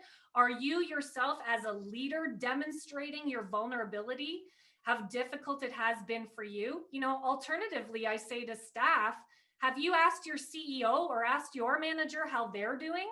Because often the expectations is the managers and leaders of the organization have to do all of this themselves, right? But the reality is that everybody has a role to play in this. And if we can just be transparent and authentic, that's where the learning comes in. That's where the trust comes in. That's where the connection comes in, right? But if there's forever this us and them, or I can't talk about this because this is a scary topic, then how do we ever overcome it, right? Somebody has to break the ice. Somebody has to say, look, I'm going to go into this hard conversation. I'm going to take a risk, right? But this is essentially what the course teaches you how to do. And I don't begrudge anybody who doesn't know how, because I didn't know how, right? And I took this course and this program and I love teaching it because I believe people need to know how to do it and do it right, right? That's amazing, Robin. And I think I've heard a stat, a Canadian stat, and it probably came from you, Robin, but 40% of employees in Canada stated that their manager has not even asked them how they are doing since the beginning of COVID, 40%. And what I'm hearing from a lot of my clients is that they're afraid to ask because they don't know what to do with the information. If they get somebody saying that they are depressed, they're feeling isolated, any of those things, they don't know what to do with it. So please look into this course with Robin. It's so beneficial, folks. And the other thing I will share, since the beginning of COVID, my team has dealt with 3 potential suicide situations. We've never had to be involved in that sort of thing before. We're not trained for that. We're not suicide prevention folks. I will tell you, I think someone on my team yesterday saved somebody's life for her getting involved in this. Employees people are just not the same and not doing okay for the most part. So I really think we need to have the tools to be able to support people that are going through a tough time. I really do. Yeah, and that's also why in the very beginning of the presentation, I wanted to let everybody know, which is what a manager and supervisor can do, is that if you're feeling all of these things, the long laundry list of things, to let them know they're normal. Yeah. You're normal. There's nothing wrong with you. You're normal. We're in a global pandemic. Why would it be unreasonable to think that you wouldn't be depressed, anxious, scared, worried, fearful, irritated, annoyed? Why is that not normal? It's completely normal. But why do I know that? Because I've taken a mental health first aid course. And I know when a trauma happens outside of us that we have no control over, that the reaction that we're seeing on a collective global scale is normal. So if you can let staff know when they're feeling this way, this is normal. It's challenging. It is so challenging, right? Because we have had to face so many changes in the last 8 months that nobody could have predicted. And when there's no certainty, right? That's what staff want. They want certainty, right? They want to know my leader cares, my workshop or my workplace understands what I'm going through. My workplace isn't denying that this is super challenging, really hard, very difficult every day, trying to put one foot in front of the other, where some days I feel like I can't do anything at all and I'm wondering if I can make it. Well, how many of us have felt that way in the last 8 months? I would say most of us have, right? Who hasn't woken up and thought, am I going to be able to make it today? Oh my gosh, this is hard. But guess what? We're here and we're doing it, right? So as leaders and as workplaces, we have to recognize that we are doing it, but we're also here for you and we want to talk about it. And sometimes you just need to flat out ask people, what is it that you need? How can I help you, right? What resources are you aware of, or what have you tried, right? Or what are you doing in your days that's making a difference? I often ask people on my calls, what made you happy today? And just simply reframing, right? People forget, actually, there's a lot of good things that are going on, but we tend to have this negative bias where we focus on the negative, right? It's easy for us to default to the, a million great things could have gone on in your day, but the one bad one happened, and then our brain just narrows in and focuses on that one bad thing, right? We are surviving this pandemic. Is that not something to celebrate? It is something to celebrate. We're doing it, right? Yeah, Michelle, any other questions on your end? And you're off mute. There we go. There were a few questions, Robin, but I think you kind of nailed them right toward the end of your last few comments, which was really, how to approach in a sensitive, way that doesn't trespass on someone's, right to privacy. In HR, we're so concerned all the time about, walking on eggshells and not diving too deep into someone's personal life. And what we've heard from you today is there are really effective ways of asking the question, what is it that you need? And, how can I be here for you? Did you want to comment further on that? Yeah, I mean, I think it always, my view and my position is, as long as it's coming from an authentic place, people know when you truly care about how they're doing. So, even the question, how are you doing? It's not the question, it's how you ask it. And people can feel it when you ask from your heart and you legitimately want to know. And we've talked about active listening this morning. When you're truly present, Val talked about this, when you're truly present and in the present moment, and you're not distracted and looking at your phone and looking at all these other things, and you're there with somebody and you're asking them right to them, how are you doing? How are you really doing? And really mean it, people will feel it.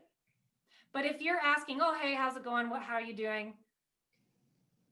And it's just, you feel like this, it's like this transactional thing you just say. It's like when we say good morning to people, right? When people say good morning and they mean it, you also know when people say good morning and they're just saying good morning because it's a habitual good morning that they give you. so it's knowing the difference, right? And that's what mental health first aid teaches people. You become more aware of who you are. You become more aware of how you speak. You become more aware of the language that you use, right?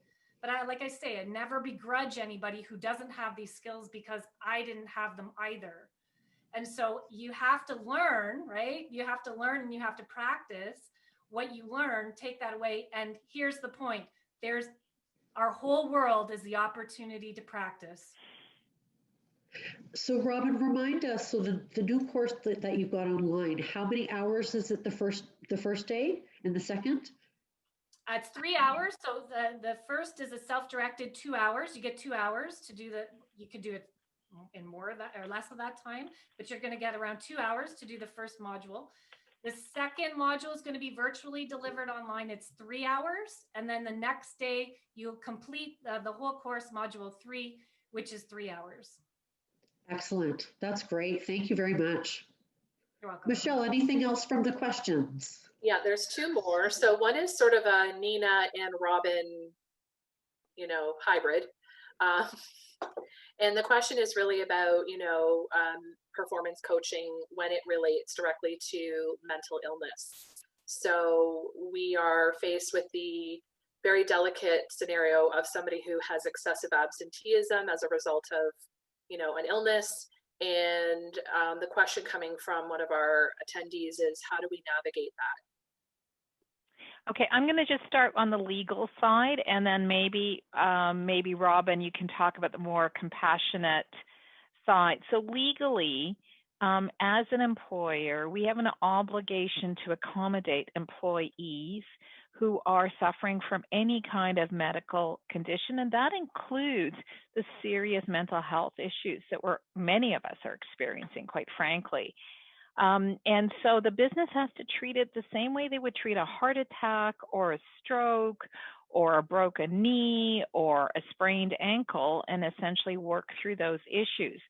Where I think it becomes more difficult with mental health is that there is an element of denial. Part of mental health issues can include a denial that a person is suffering from mental health issues. And for those people, you really have to have what I call a two-door approach. One is, we're not, we've asked you sincerely, we've pointed out our EAP, our accommodation policy, but you're not performing to our reasonable expectation.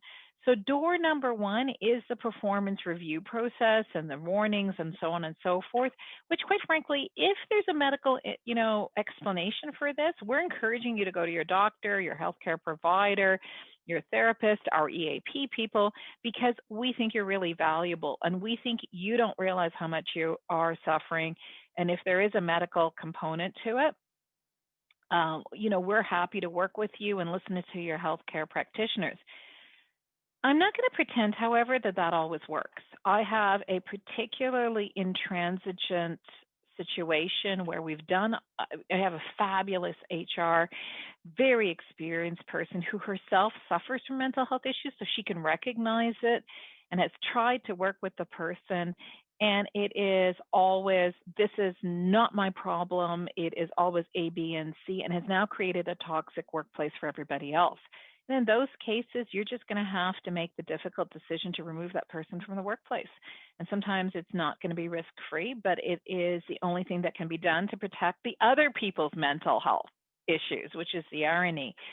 So I did want to actually answer one of the questions that was on either the Q&A or chat line about whether or not leaders or functional leaders should be taking the I know you don't call it mental health first aid, but that's what I grew up with. And I just want to tell you that our leaders did take it and almost universally said it was the best training that they had ever taken. Yes, Jackie's clapping.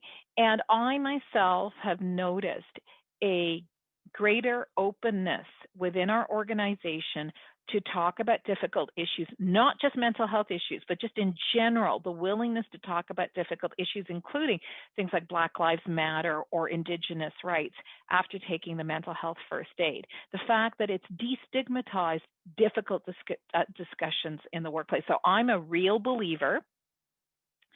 And I will give a shout out to the CEO of Gowlings, who just casually in a conversation indicated that the reason why, this isn't a partners meeting, the reason why he chose to come back to the office was because for his mental health, that he needed that separation between home and office. I'm also one of the ones, by the way, that need to have that separation. I know your kitty is very lovely, Jackie, but I hate working around my kitties. So, you know, we are all a bit different. And just that openness to say, not because he was macho and coming back to the office, but because he needed it for his mental health, was really an invitation to have those open conversations. So I think, yes, everybody should take whatever the new MHFA is. How's that? Yes, I agree. Awesome. Thank you. Anything else, Michelle? Yes, just a quick one for Nina. And actually, this is a goodie because I've been asked this by some of my clients in the last couple of days as well. I'm an employee and I live in a red zone and I want to come to work in a yellow or orange zone. Is that an issue? No, up until now, it is not an issue. So we do not have, you know, the geographic lockdown. Obviously, you have to follow whatever rules apply to your workplace and to your geographic place of residence. So, but people are still allowed to commute. So we're not in the period of time, if you remember, in March and April, where certain borders were shut down, businesses were forced to shut down. We're trying to avoid going back to that. So that's why we have the various zones. And if I say to you, my employer, I live in a red zone, I would like to be accommodated by being able to work from home because I do live in a red zone, my response as an HR professional is ... So I am encouraging all companies who have the ability to allow work from home to really try work from home unless there is a functional reason. Like obviously Toyota is not going to be building the RAV4 from a work from home model, but you know, maybe we can try to be a little bit more flexible and try work from home, even if it is strictly speaking not legally required. Also, I'm encouraging workplaces to be a little bit more flexible and understanding that when people are trying to work with 2 kids, 2 dogs, a husband working, all sharing bandwidth, things are simply not going to get done as efficiently as they used to be. And that's not a performance deficit. That's a sign that people are doing the best they can. Like, I'm now living off a farm, and I can tell you I have bad internet. And there are some days emails don't get responded to as quickly as they should. Documents don't get revised as quickly as they should. And you know what? My client's just putting up with it. I'm sorry. I'm doing the best I can with the technology and restrictions I have. Awesome. Anything else, Michelle? No? Okay, good. Nina, do you want to, can I turn it over to you to do a quick wrap up in the HRPA code as well? Yes, absolutely. So first of all, I want to thank each and every one of our speakers. This is our 7th annual Hot Topics for HR. And I have to tell you that without Jill Zapatelli's energy, right, this would not get done. And in particular in 2020, I have to be honest, I don't know if I really wanted to do this. And if I didn't get nagged and nudged by Jill, I think I would have probably honestly given it a miss. And that would have been so unfortunate because we had over 450 people registered, tons of people wanting the materials. And so thank you, Jill. You're making me blush, Nina, so thank you. Okay, I'm making you blush. Good. I learned from Jackie Lauer not just the importance of trying to replicate what we do in a room in terms of communication. I learned from Val Shaw that, like moving is really important. So I'm going to try to incorporate that. I am going to stop trying to be, I'm such a couch potato. I'm going to try to be better. I am delighted to hear from Robin Bender that we now have a virtual option for MHFA because that's something we budget for every year and we weren't sure what to do. So now we know all about that. I have to tell you, I am going to try to use those little video introductions or hellos or just even for greetings. Like think about it. all of us have gone through a holiday where it's Thanksgiving, Rosh Hashanah, Diwali, and it's just not the same. And those videos, I think, would be just such a great way of acknowledging people's holidays, right? So, and Joseph and Lisa, thank you for sharing all those awesome trips, because I honestly feel badly for those young people that are getting onboarded now, because I really know they're missing the great atmosphere we have at Gowling WLG, and I want to just thank you. I would be remiss, quite frankly, if I didn't thank all of the people at Gowlings that make it possible. We have an amazing group of people. Chantal Chase, many of you have met her, Shannon Wadsworth, all of whom very quietly in the background make us look great. And I always think that they are the setting that makes us look great. And I want to give a virtual thank you to them for putting up with us. So a couple of other things I'm going to try to find. This is going to be my, we all know how good I am at PowerPoint. The answer is not. I've got it, Nina. I got okay. you back. Can you get it? Can you get up on, can you screen share? The HR, yeah? I've got it. I've written it down as a backup. Okay, good, super. So a couple of things that I wanted to remind, because Jill, you wanted me to remind people that even if you guys have a COVID policy that's buried somewhere, you should still look at what the government enacted this week about having a public communication policy and a COVID safety plan. They are not what you already have. And as one public health nurse said, don't reinvent the wheel. Maybe all it is relabeling what you have and cut and paste, but you should be looking at what applies to your business in the color code that you are in and just updating it. That's all we're asking you to do. And Jill's team has great templates if you really feel like you need some extra help there. Couple of people have asked for more details on the case law. I actually wrote a paper for a legal audience, but I tend to use plain language. So I will get Shannon to distribute that or send the link. I am not asking all of you to read it. I'm just saying those of you that are the keeners and you want to read it, please feel free to read it. Anything else? Is there anything else, Jill, that I should have covered? No, I'll just announce the HRPA code really quickly for those tracking points. The CPD code is 209915. So again, it's 209915. Somebody's got to get bingo. Come on. Right. And because this has been offered by Gowling WLG, those of you who are lawyers are able to claim my presentation for 45 minutes of CPD. Amazing. Okay, well, look at us right on time here this morning. This is amazing. I hope that everybody has a wonderful rest of the day, and thank you for joining us this morning. It's been an absolute pleasure to host all of you. So thanks for showing up.